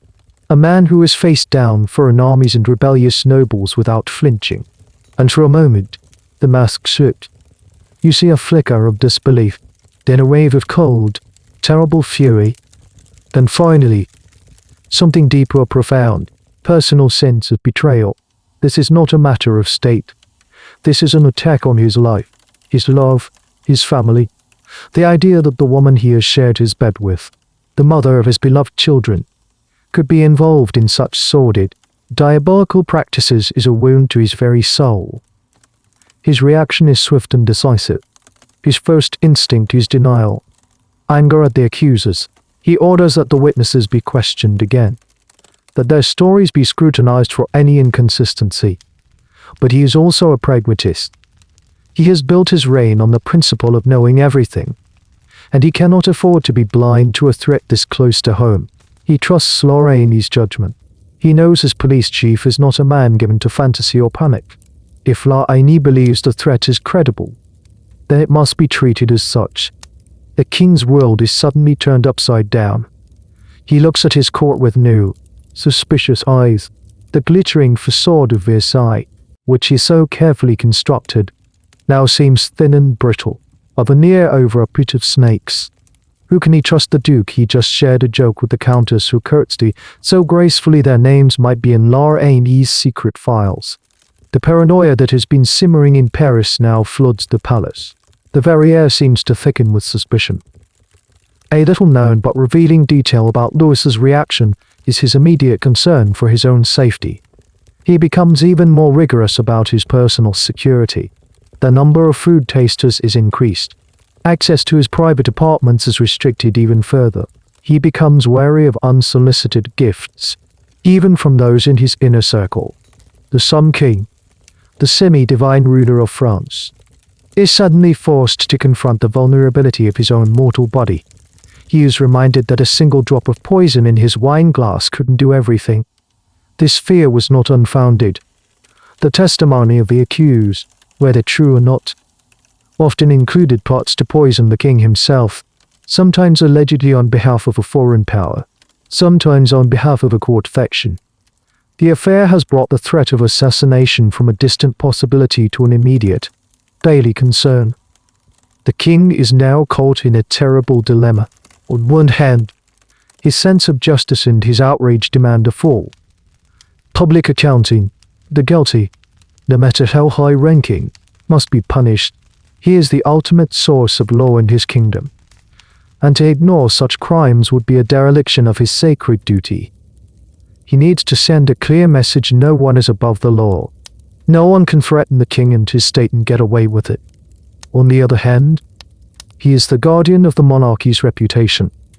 A public trial that proves his own mistress is a Satanist would be a global scandal of unimaginable proportions. It would make him a laughingstock in the courts of Europe. It would tarnish the image of glorious, civilized France that he has spent his entire reign building. It would be a stain on his legacy, a dark, ridiculous footnote to the grand story of the Sun King. More than that, it would be a personal humiliation beyond measure. He would be forced to publicly acknowledge that he had been duped, that his judgment in the most intimate of matters had failed spectacularly. This is the conflict that historians see as the central crisis of Louis XIV's reign. It was a battle between the king as a man and the king as an institution. The man, Louis, was wounded and furious, hungry for justice and revenge. The institution, the crown of France, demanded prudence, control, and the preservation of royal dignity at all costs. Every possible path is fraught with danger. If he pursues the investigation to its end, he risks destroying the prestige of his own court. If he shuts it down, he risks leaving a conspiracy of poisoners and murderers active in the heart of his kingdom and, worse, appearing weak and indecisive. You see him pacing in his study, the weight of this impossible choice on his shoulders. The sun is setting over his perfect gardens, but for the first time, the shadows seem to be reaching into the palace itself. He needs a way to excise the poison without killing the patient. He needs a tool that is both powerful enough to crush the conspiracy and discreet enough to control the scandal. He needs a weapon of absolute justice, wielded in shadow. And so, an old, feared institution is resurrected from the darkest chapters of French history. He makes a decision. He will create a special court. A court that will operate with extraordinary powers, outside the normal legal process. He will call it the Chambre Ardente, the Burning Chamber. The king's decision echoes through the corridors of power. The name itself, Chambre Ardente, the Burning Chamber, is chosen deliberately for its terrifying historical resonance. It's a name that strikes fear into the heart of anyone who hears it. This was not a new invention. Special courts under this name had been convened periodically in France's past, most notably to deal with heresy. They were called burning chambers because their sessions were often held in rooms draped in black and lit by flaming torches, and because their sentences frequently ended with the guilty party being burned at the stake. By resurrecting this institution, Louis is sending an unmistakable message. This is not a normal criminal matter. This is a battle for the soul of the kingdom, and he will use extraordinary and fearsome measures to win it. You watch as the court is hastily assembled. It is composed of the highest-ranking judges and legal minds in France, all hand-picked by the king for their loyalty and their severity. They are granted sweeping powers. They can issue arrest warrants without the usual legal formalities. They can hold suspects indefinitely without charge. They can conduct interrogations in secret. And, most chillingly, they are authorized to use torture to extract confessions. The normal rules of justice are suspended. This is a tribunal of state security, designed for swift, ruthless efficiency.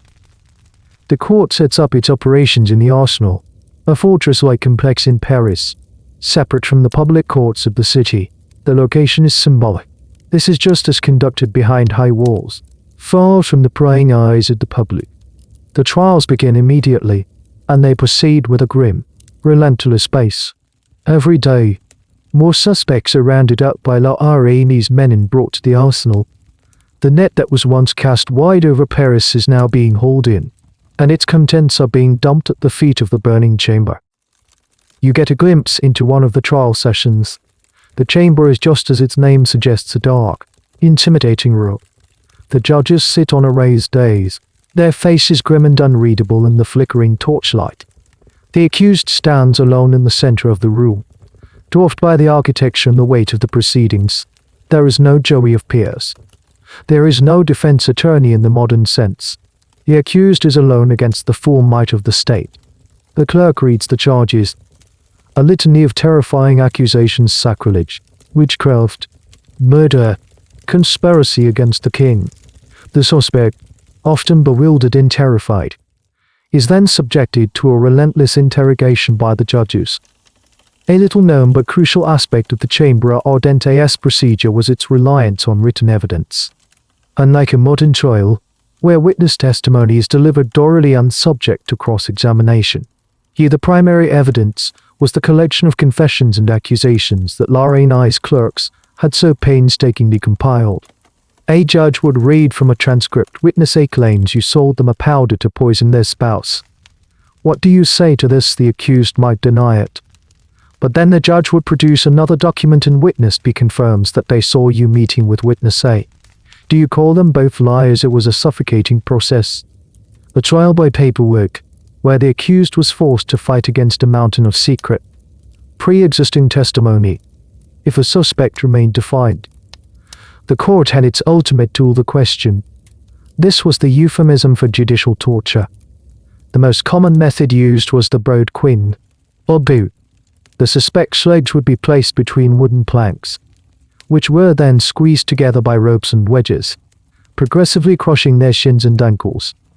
The pain was excruciating, designed to break even the most resolute will. The goal was not necessarily to uncover the truth, but to secure a confession. A confession, even one extracted under torture, was considered the queen of proofs, the highest form of evidence. This reliance on torture is, of course, the most controversial aspect of the burning chamber, and it leads to a debate that still occupies legal historians. Did the chambre ardente successfully root out a genuine and dangerous conspiracy, using the harsh but necessary tools of its time, or did it, in fact, create the conspiracy's narrative through its own brutal methods? When you subject hundreds of people to torture, they will eventually confess to anything. It's possible that the most lurid details of the affair, the satanic masses, the infant sacrifices, were not pre-existing facts, but rather grotesque fictions created in the torture chamber, fantasies born of pain and fear. The judges, already believing they were fighting a satanic plot, may have inadvertently guided the confessions towards the very narrative they expected to hear. Regardless, the effect of the burning chamber is immediate and dramatic. A wave of terror sweeps through the Parisian aristocracy. The arrests continue, and they climb higher and higher up the social ladder. The Duke of Luxembourg is arrested. The Countess of Soissons flees the country to avoid the same fate. No one feels safe. An invitation to the arsenal is a death sentence for one's reputation. Even if you are eventually cleared, the king has unleashed a fearsome weapon. And it is working. The conspiracy, real or imagined, is being systematically crushed. But the chamber is also generating more and more testimony, more and more accusations, and the name of Madame de Montespan keeps coming up. Again and again, like a recurring nightmare, the king has created a machine to cleanse his kingdom. But he is quickly realizing he may not be able to control what it uncovers, or what it chooses to create. Inside the grim, torchlit walls of the chambre ardente, the confessions grow wilder and more spectacular. The judges, convinced they are battling a vast satanic conspiracy, push the suspects for more details, and the suspects, terrified and often in agony, deliver them. The trial transcripts from this period read like a fever dream, a catalogue of horrors that blurs the line between reality and delusion. It is here that the rumors of the Black Mass, which had been whispered about during the initial investigation, are fleshed out into a full-blown, terrifying narrative. The star witnesses are the central players in Lavois's Circle, the debauched priest Etty in Gui Bourg, the alchemist Adam Lesage, and Lavoisin herself, who, under the threat of torture, begins to abandon her defiance. Their testimonies, given over multiple sessions, paint a vivid and deeply disturbing picture of these rituals. You read the transcripts, and the scene forms in your mind. The secret chapel in Lavoisin's house, the altar draped in black, The chalice, not of gold, but of a dark, strange metal. The crucifix, hung upside down. The air, thick with suffocating incense and the smell of melting, unholy candles. Gui Borges' confession is the most detailed. He describes his role as the high priest of this inverted faith. He speaks of chanting the Catholic Mass backwards, a practice believed to be a powerful way of summoning demonic forces. He details the sacrilegious items used to host the consecrated wafer of communion that had been stolen from a church, which he would desecrate during the ceremony. The goal of all this, he explains, was to mock God so profoundly, to commit an act of blasphemy so absolute, that it would attract the attention of the devil, who would then be compelled to grant the petitioner's wish. It is during these confessions that the most horrific element, the sacrifice of infants, is described in lurid detail. The priest Gui Bor, his voice reportedly trembling as he spoke, described how, at the climax of the ceremony, a newborn child would be held over the altar. He would then cut the child's throat with a ritual knife, collecting the blood in the chalice. The blood would be used as a key ingredient in potions or sometimes even as a macabre ink to sign pacts with the devil. This testimony is the absolute nadir of the affair. The point at which the crimes described are so monstrous they seem to defy human nature. A strange and specific detail that emerges from these testimonies is the concept of the human altar. The confessions claim that for the most important rituals, particularly those seeking to influence the king, the petitioner herself would become the altar. A noble woman, naked, would lie across the table, a black candle in each of her outstretched hands, the chalice resting on her stomach. The mass would then be celebrated over her body. This image, of a high-born lady of the court participating in such a debased and blasphemous act, was particularly shocking. It was the ultimate symbol of the aristocracy's moral decay, using their own bodies as instruments in a pact with darkness. The central question for historians reading these accounts is, once again, did any of this actually happen? It is incredibly difficult to say. The climate of the times was one of intense religious fervor and a genuine, widespread belief in the devil and witchcraft. The judges of the Chambre Ardente were not cynical manipulators, they were men of their time who sincerely believed they were fighting a literal battle against the forces of hell. This belief system acted as a powerful lens, coloring how they interpreted the evidence and conducted their interrogations.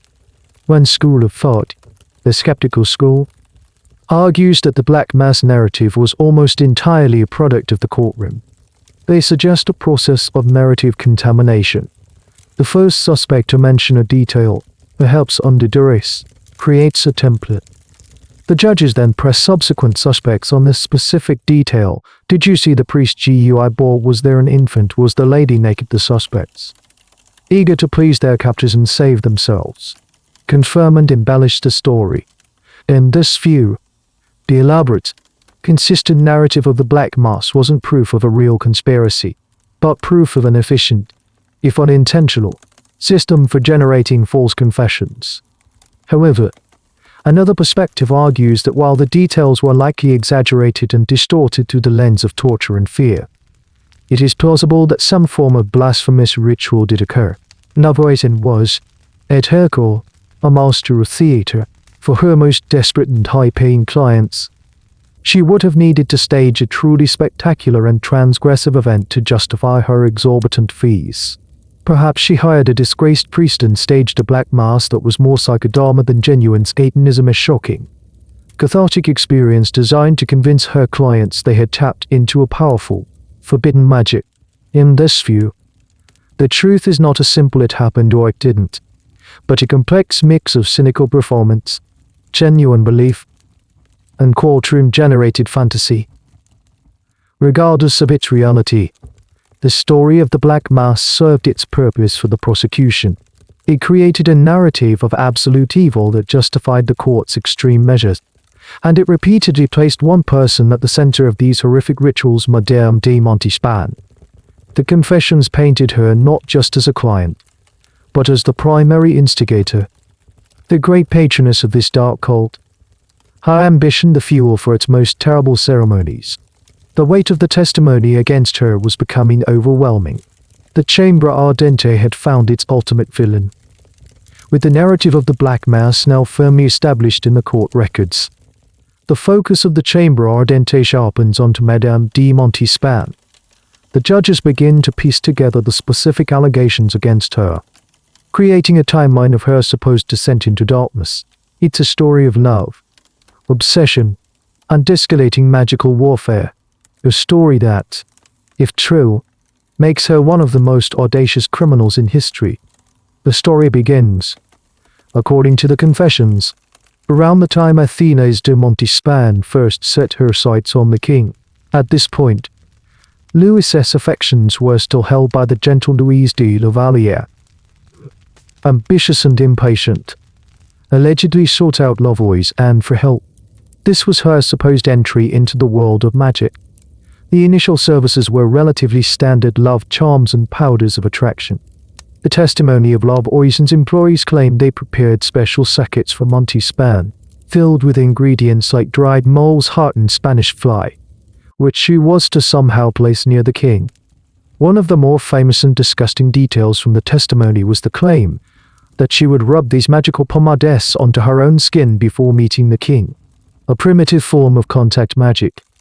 When these initial efforts proved successful and she supplanted Lavoisier, her relationship with Lavois and allegedly moved from acquisition to maintenance. Her great fear was that the king's famously wandering eye would stray.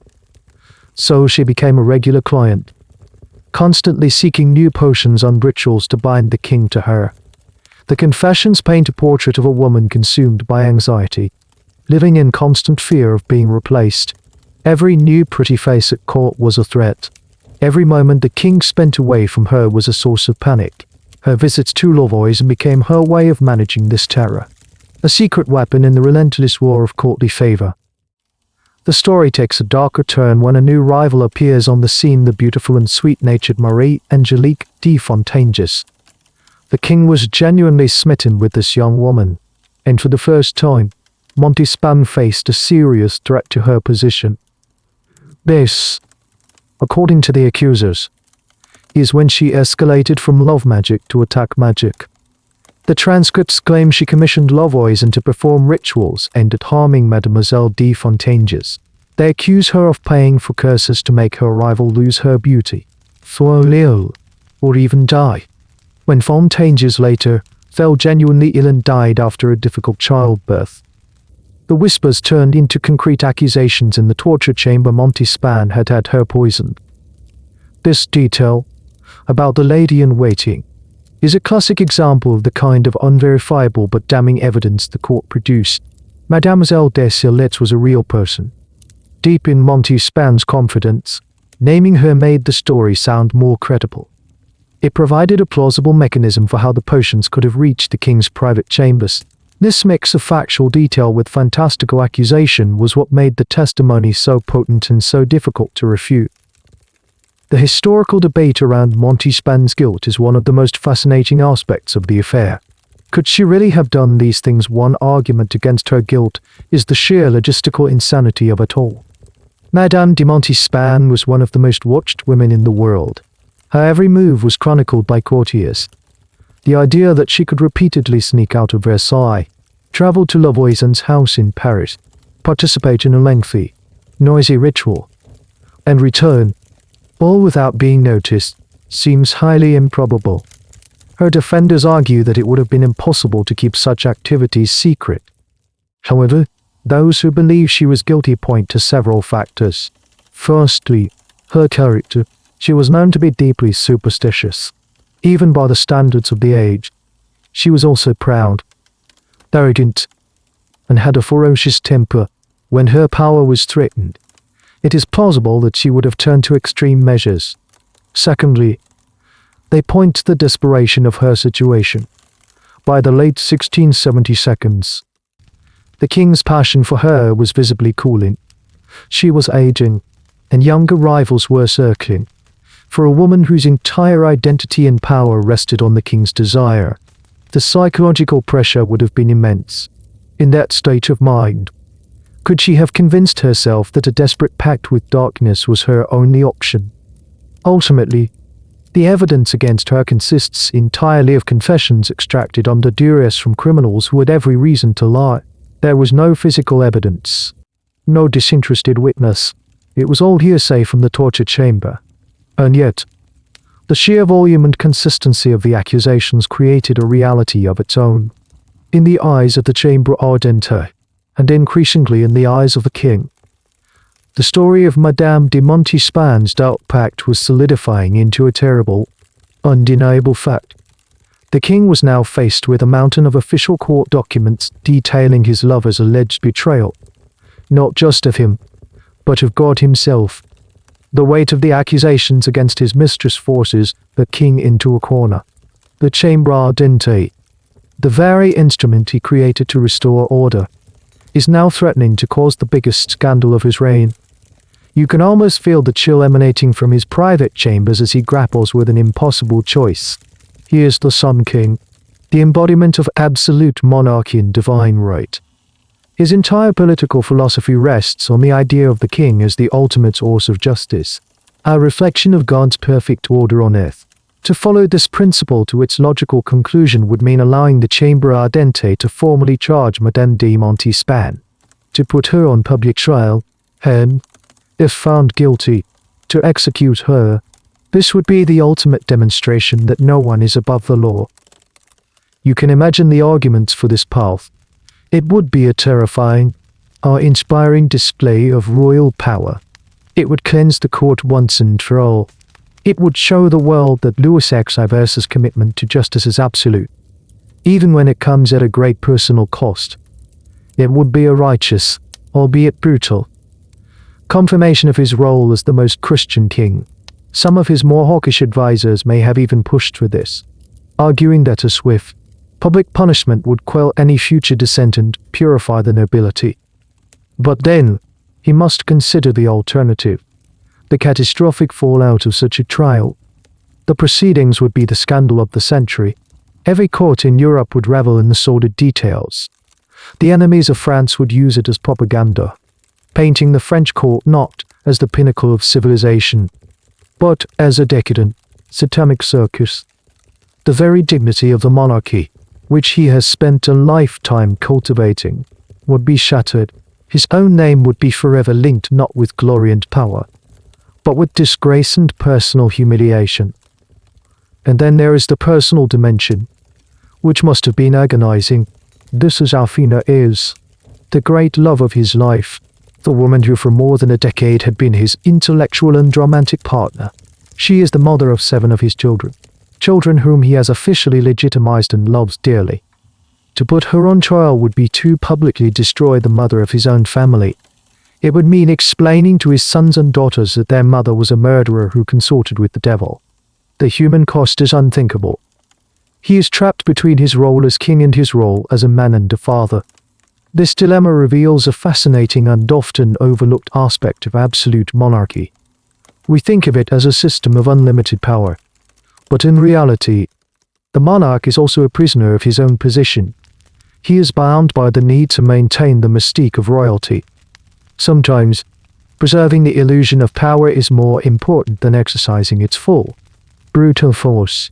A king who publicly admits his own mistress is a traitor is, in a way, admitting his own failure, his own vulnerability.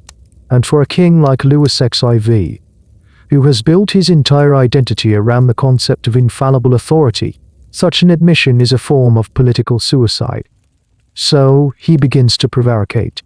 He allows the investigation to continue, but he puts subtle brakes on it. He issues orders that the interrogators should no longer press for details specifically concerning Madame de Montespan. He signals to La Reine and the judges of the Chambre Ardente that this particular avenue of inquiry is to be considered closed. This is a classic political maneuver to quietly suffocate a problem, rather than confront it head-on. The debate among historians about this moment is intense. Was this a cynical cover-up? A man using his absolute power to place his lover and the reputation of his court above the law from this perspective? It's a moment of profound hypocrisy. Louis, who demanded absolute obedience to the law from his subjects, chooses to suspend the law when it becomes inconvenient for him. It suggests that for all his talk of divine right and justice, in the end, the preservation of his own power and image was the only principle that truly mattered. Or was it an act of shrewd and responsible statesmanship? This view argues that Louis recognized that a full-blown trial of Montespan would do more harm to the kingdom than letting her guilt go unpunished. It would destabilize the government, discredit the nobility, and weaken France on the international stage. A responsible king, in this view, must sometimes make pragmatic, even morally compromised, decisions for the greater good of the state. He chose to sacrifice perfect justice for the sake of political stability. He chose to be a king rather than a judge. You can see the logic of his decision. He has been given a glimpse into the abyss, a vision of the chaos that lies just beneath the polished floors of his palace. He has seen how quickly the private sins of his nobles can escalate into a public crisis that threatens the state. And he decides to stop. He will not allow the entire edifice to be brought down just to settle this one terrible account. The machine of the chamber ardente has served its purpose by identifying the threat. Now, he must find a way to shut it down before it consumes his own house. The pursuit of absolute truth must yield to the necessity of absolute control. The fates of the lesser players could be left to the court, but the fates of the most powerful, and of the monarchy itself, would now be decided in secret, by the king alone. While the king agonizes over the fate of his mistress, the machinery of the chamber ardente continues to grind away at the lower levels of the conspiracy. The judges know they can no longer touch the highest echelons, but they are determined to make an example of the one person who sits at the center of the web, Louis. Her fate is sealed. She is the public face of the scandal, the embodiment of all the evil that the court has supposedly uncovered. She must be punished, publicly and spectacularly, to demonstrate that the king's justice is still potent, even if it is now more selective. Her trial becomes the main event, the climax of the public-facing aspect of the affair. You witnessed the proceedings. Louis, who had been so defiant for so long, now seems to understand that her game is over. The bravado is gone, replaced by a solemn resignation. The evidence against her is overwhelming. Dozens of her former associates and clients have testified against her, detailing every aspect of her criminal enterprise, from the simple love potions to the deadly poisons and the blasphemous rituals. She is charged with witchcraft and murder, crimes that carry only one sentence. The trial is a sensation, but it's a carefully managed one.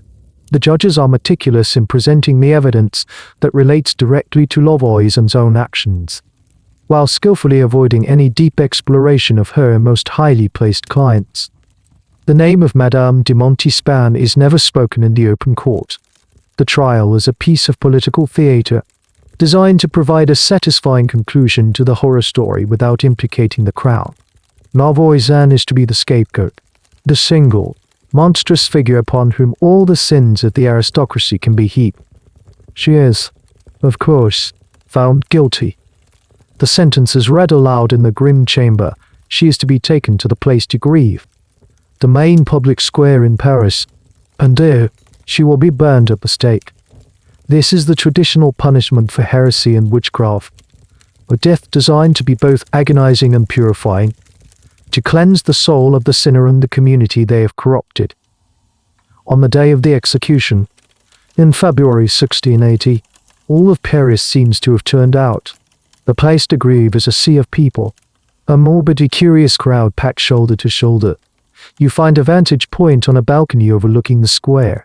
In the center, a large wooden stake has been erected, surrounded by a massive pile of firewood. It's a grim, medieval scene set against the backdrop of the supposedly enlightened 17th century. The atmosphere is a strange mix of festive and fearful. Vendors sell wine and snacks, while priests move through the crowd, urging people to pray for the soul of the condemned. Then, a murmur runs through the crowd. The cart carrying Louis rumbles into the square. She is dressed in a simple white shift, her hands bound, but any expectation of a penitent, broken woman is immediately shattered, according to eyewitness accounts, which have become a famous part of her legend. She was anything but submissive. She fought her guards. She cursed the crowd. She tried to knock over the crucifix that a priest held up to her. When they tried to get her out of the cart, she physically resisted, and it took several strong men to drag her to the stake. She was defiant to the very end. This final act of defiance is a fascinating historical footnote. Why did she do it? Was it the final, desperate act of a terrified woman, or was it her last, calculated performance? Perhaps she knew that her legacy depended on this final scene. By refusing to play the part of the repentant sinner, she denied the authorities the satisfaction of a neat, moralistic ending. She refused to validate their narrative. She went to her death not as a witch who had been vanquished, but as a rebel who had been silenced. It cemented her status as a legendary figure, the dark queen of the Paris underworld who never bowed. The executioners tie her to the stake. The priest gives a final blessing. A torch is put to the kindling. As the smoke begins to rise, a hush falls over the massive crowd. The burning of a human being is a horrifying spectacle, and it serves its intended purpose. It is a raw, brutal display of the state's ultimate power over life and death. You watch as the flames engulf the pyre, the symbol of a dark chapter being cauterized, burned away from the body of the kingdom. The execution of Louis marks the symbolic end of the affair of the poisons. For the public, the monster has been slain. The conspiracy has been broken. The king's justice has been done. But you, knowing what has been happening behind the scenes, understand that this is only a partial truth. This fiery spectacle is a distraction. It's the loud, dramatic finale designed to draw everyone's attention away from the secrets that are being quietly buried. Louis is dead, but her most powerful client is still alive, living in the palace. The queen bee has been sacrificed, but the hive remains. The fire in the place to grieve may cleanse the public square, but it cannot burn away the secrets that are now locked away in the king's private files. With Louis executed and the public's thirst for justice satisfied, King Louis XIV moves swiftly and silently to deal with the rest of the scandal. His primary objective is no longer justice, it's damage control. The Chambre Ardente has produced a mountain of toxic information, a detailed archive of the aristocracy's sins, with the name of Madame de Montespan threaded throughout. This archive is now the single greatest threat to the stability and reputation of his monarchy. It must be contained. You witness a clandestine operation, carried out not by judges, but by the king's most trusted ministers. Louis issues a secret royal edict. He officially dissolves the Chambre Ardente. After more than 2 years of relentless investigation and trials, its work is declared complete. But he doesn't just shut it down. He orders a comprehensive review of all its records. A small, select committee of loyal officials is tasked with going through every single transcript, every confession, every piece of evidence. Their mission is not to prepare for further trials, but to sanitize the historical record. This is a secret, meticulous process of censorship. You can imagine the scene: a locked room late at night, a handful of sober-faced men surrounded by stacks of paper. They read through the lurid accounts of black masses and poison plots. Their instructions from the king are clear. Any testimony that is deemed politically sensitive, any accusation that points directly at the royal family or the highest echelons of the court, is to be separated from the main file. They are creating two histories. One is the official, public record of the affair of the poisoned, a story about a criminal underworld led by Louis, and that was successfully crushed by the king's justice. The other is a secret history, a black box collection of the most damning truths. This secret file becomes legendary. It reportedly contained the full, unredacted confessions of Louis and Lesage, the detailed accusations against Madame de Montespan, and the names of dozens of other high-ranking nobles who were never publicly charged. The king orders this file to be sealed. He has a special, large black chest constructed, fitted with a complex lock. He personally places the most dangerous documents inside it. This chest is then stored in a secure location, accessible only to him and a handful of his most trusted ministers. His intention is clear: this part of the story is to be buried. locked away from the eyes of history forever. This act of sealing the evidence is one of the most debated actions of Louis XIV's reign. Was it a necessary act of statecraft? A responsible monarch protecting his kingdom from a scandal that would have served no purpose but to weaken it, or was it a profound act of historical vandalism? A cynical cover-up designed to protect the guilty and preserve a false image of his own reign. Many historians argue that this act is the primary reason why we can never know the full truth of the affair. The king himself curated the evidence that would be passed down to posterity. We are left to read the story that he wanted us to read. The fate of the documents is a story in itself. For the rest of Louis's reign, the black chest remained locked. After his death, it was passed down to his successors, a toxic inheritance, a state secret of the highest order. It was rumored to have been eventually destroyed, perhaps burned by Louis XIV in the late 18th century in an attempt to finally erase this dark stain from his family's history. The deliberate destruction of these records is a tragedy for historians, leaving a permanent, tantalizing gap in our understanding that not all the evidence was locked away or burned. Some of the less sensitive, but still problematic, records were dealt with in a different way. A strange and little-known detail is that the king ordered certain passages of the trial transcripts to be literally pasted over with other pieces of paper, or to have the ink so thoroughly scratched out that they became unreadable.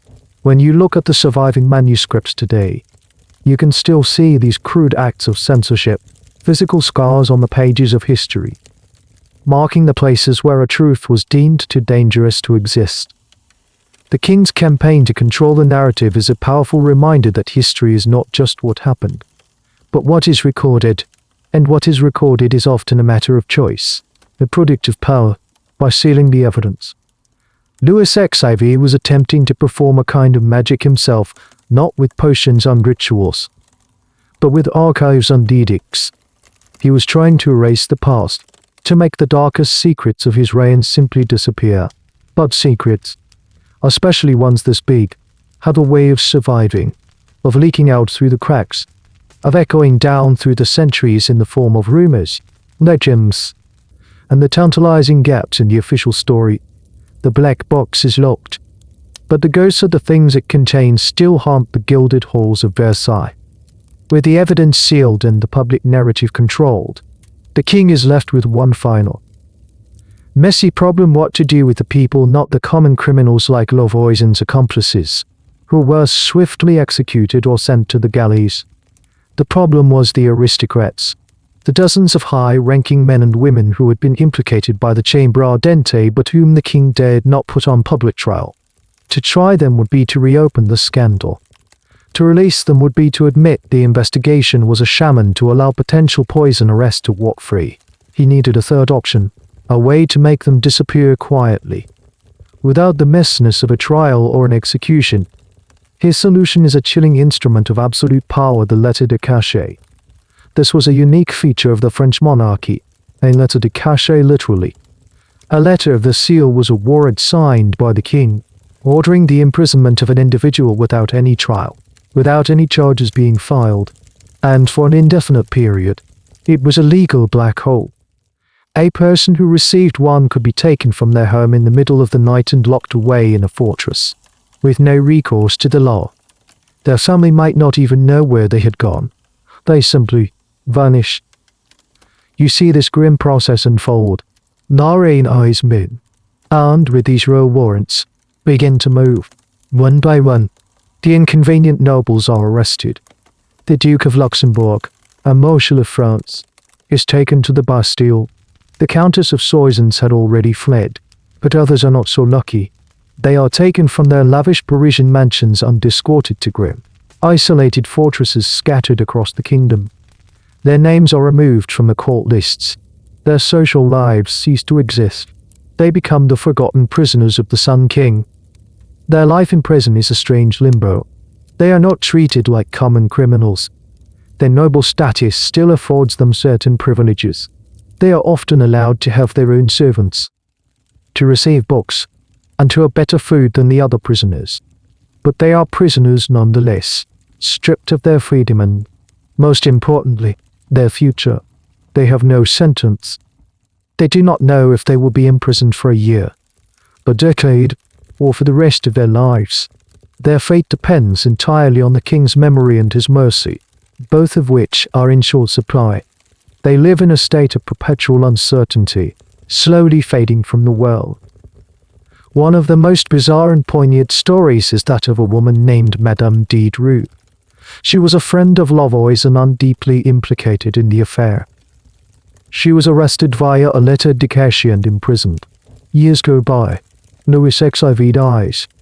The regent who follows him begins to clear out the prisons, releasing many of the forgotten prisoners of the poison affair. When they came to release Madame Diderot, after more than 30 years of imprisonment, she refused to leave. The prison had become her entire world. The outside world, which had changed so much, terrified her. She begged to be allowed to stay, and she eventually died there, a voluntary prisoner of a forgotten scandal. Her story is a testament to the profound psychological damage inflicted by this form of justice. The use of the lettre de cachet in this way is a subject of great debate among legal historians. Was it an unforgivable act of tyranny, a complete subversion of the principles of justice, or was it, from the king's perspective, a more merciful alternative? A public trial and execution would have been brutal and final.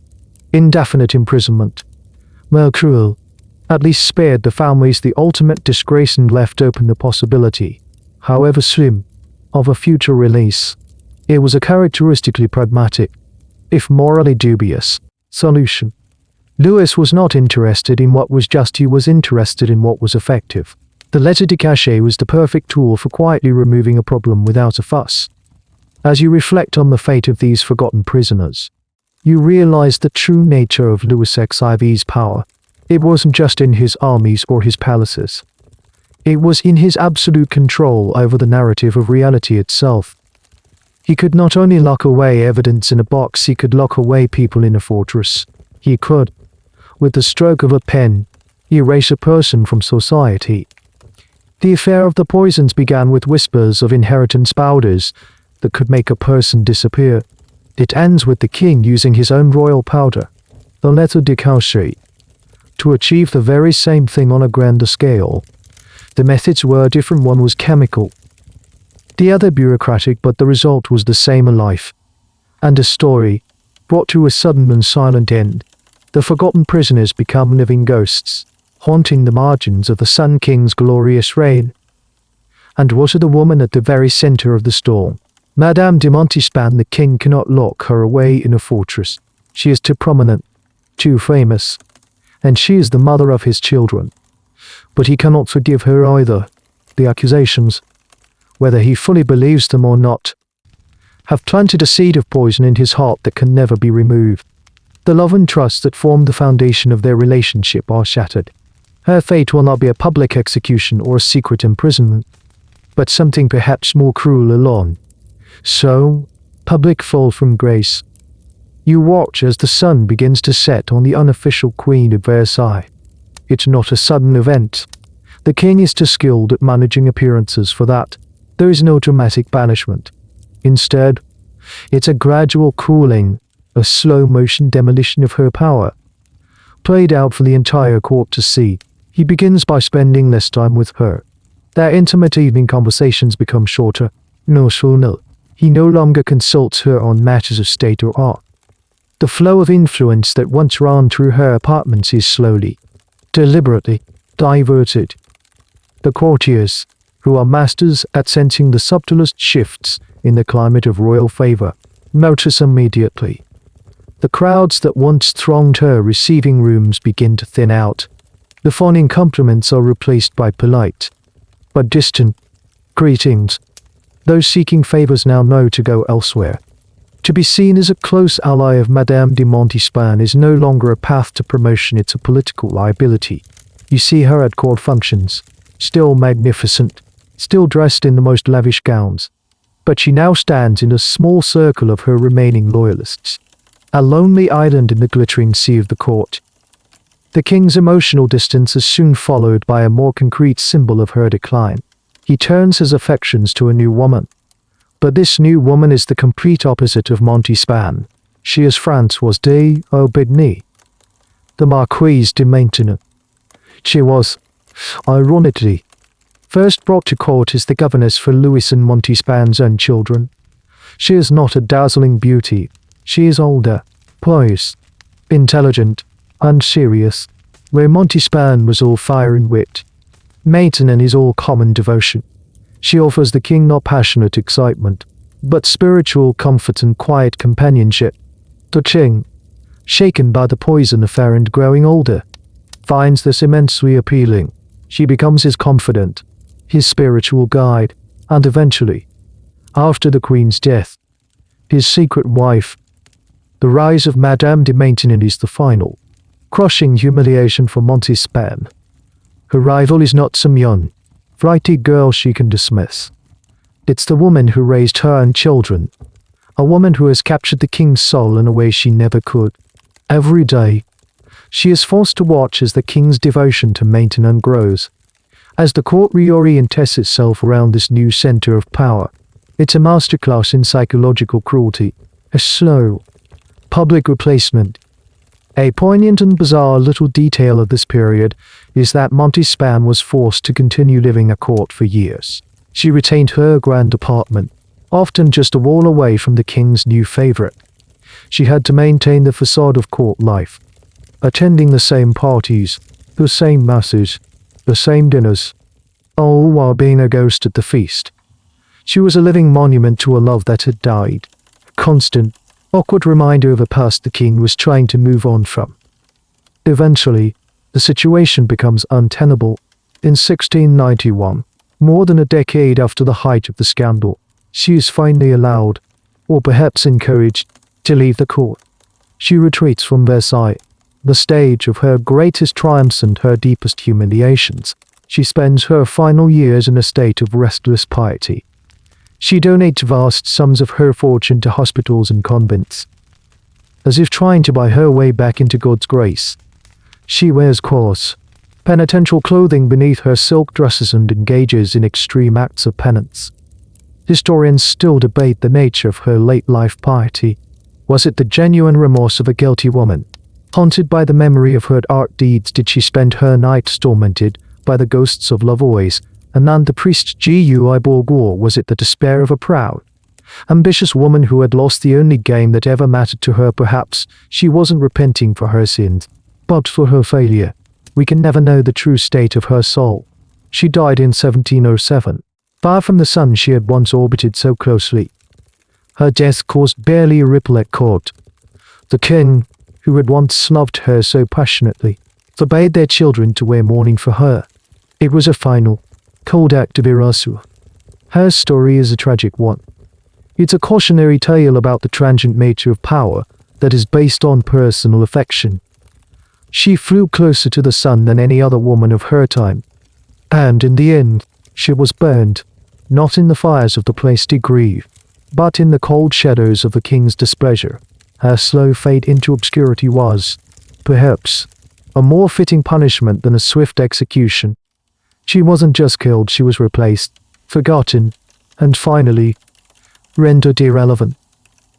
With Montespan gone and the scandal officially buried, a new era begins at the court of Versailles. The change is palpable. The near-catastrophic brush with the dark underworld seems to have sobered the king and, by extension, the entire court. The flamboyant, often decadent and morally lax atmosphere of the Montespan years gives way to a more restrained, pious, and somber mood, heavily influenced by the new power behind the throne, the devout Madame de Maintenon. You walk through the halls of Versailles now, and the tone is different. The laughter is more subdued. The fashions, while still elegant, are less ostentatious. There is more open discussion of religion, charity, and moral duty. The king, once the center of a whirlwind of parties and ballets, now spends more of his evenings in quiet conversation with Maintenon and a small circle of sober ministers and bishops. The court has gone from being a theater of pleasure to something more akin to a monastery, albeit the most lavishly decorated monastery in the world. This shift was a deliberate public relations move, a rebranding of the monarchy. The affair of the poisons had exposed a deep moral rot at the heart of the aristocracy. The king needed to restore his own image as the most Christian king and the moral leader of his nation. The new piety at court was a performance, just as the previous decadence had been. But it was a performance with a clear political purpose to signal that the sickness had been purged and that the kingdom was once again healthy and righteous. This new era of piety had significant political consequences. One of the most direct and controversial outcomes was the revocation of the Edict of Nantes in 1685. The Edict of Nantes, signed in 1598, had granted religious freedom and civil rights to the French Protestant minority, the Huguenots. It was a landmark of religious tolerance in its time, but in the new, fervently Catholic atmosphere of the court, the existence of this Protestant minority was seen as a stain on the religious unity of the kingdom, an offense to God, urged on by his most zealous Catholic advisers and likely by Madame de Maintenon herself. Louis revoked the edict. Protestantism was outlawed. Huguenot churches were destroyed, and their schools were closed. Huguenots were given a brutal choice: convert to Catholicism or leave the country. This decision is one of the most heavily criticized of Louis XIV's entire reign. It led to a massive brain drain. Hundreds of thousands of Huguenots, many of whom were skilled artisans, merchants, and intellectuals, fled France. They took their skills, their knowledge, and their capital to Protestant countries like England, the Netherlands, and Prussia, enriching France's rivals and enemies. It was a self-inflicted wound, an act of religious intolerance that had devastating long-term economic and cultural consequences for France. A little-known detail is that many of the soldiers who would later fight against France under the command of men like Prince Eugene of Savoy were, in fact, French Huguenot exiles, filled with a bitter hatred for the king who had driven them from their homes. This leads to a complex historical debate. Was the revocation of the Edict of Nantes a direct consequence of the poison affair? Some historians argue that there is a clear psychological line. They suggest that Louis XIV, deeply shaken by the revelation of Satanism and sacrilege within his own court, felt a genuine need to atone, to prove his piety to God and to his subjects. Cracking down on the Protestants was a way to perform this piety on a grand, national scale. It was a public act of purification, designed to cleanse the entire kingdom, just as he had tried to cleanse his court. In this view, the Huguenots became the scapegoats for the sins of the Catholic aristocracy. Other historians argue that the connection is less direct. They point out that the pressure to revoke the edict had been building for years and was part of a broader trend of increasing religious orthodoxy across Europe.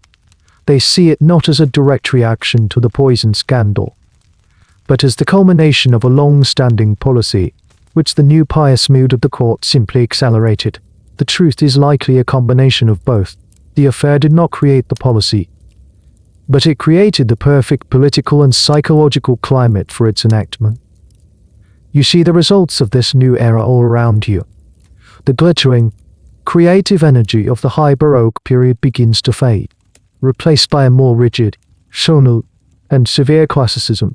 The court is more orderly, more devout, and arguably more boring. The Sun King, now older and more somber, has succeeded in imposing his will. The chaos has been suppressed. The dark secrets have been locked away. He has weathered the greatest storm of his reign and emerged, in his own eyes, as a more righteous and powerful ruler. But the cost was high. The price of this new order was paid by the forgotten prisoners in their cells, by the Huguenot exiles scattered across Europe, and by the historians who are left to forever wonder about the truths that were deliberately erased from the record. The king had remade his court in a new image, but the ghosts of the old one would never be fully exorcised. Years have passed. It is now the early 18th century.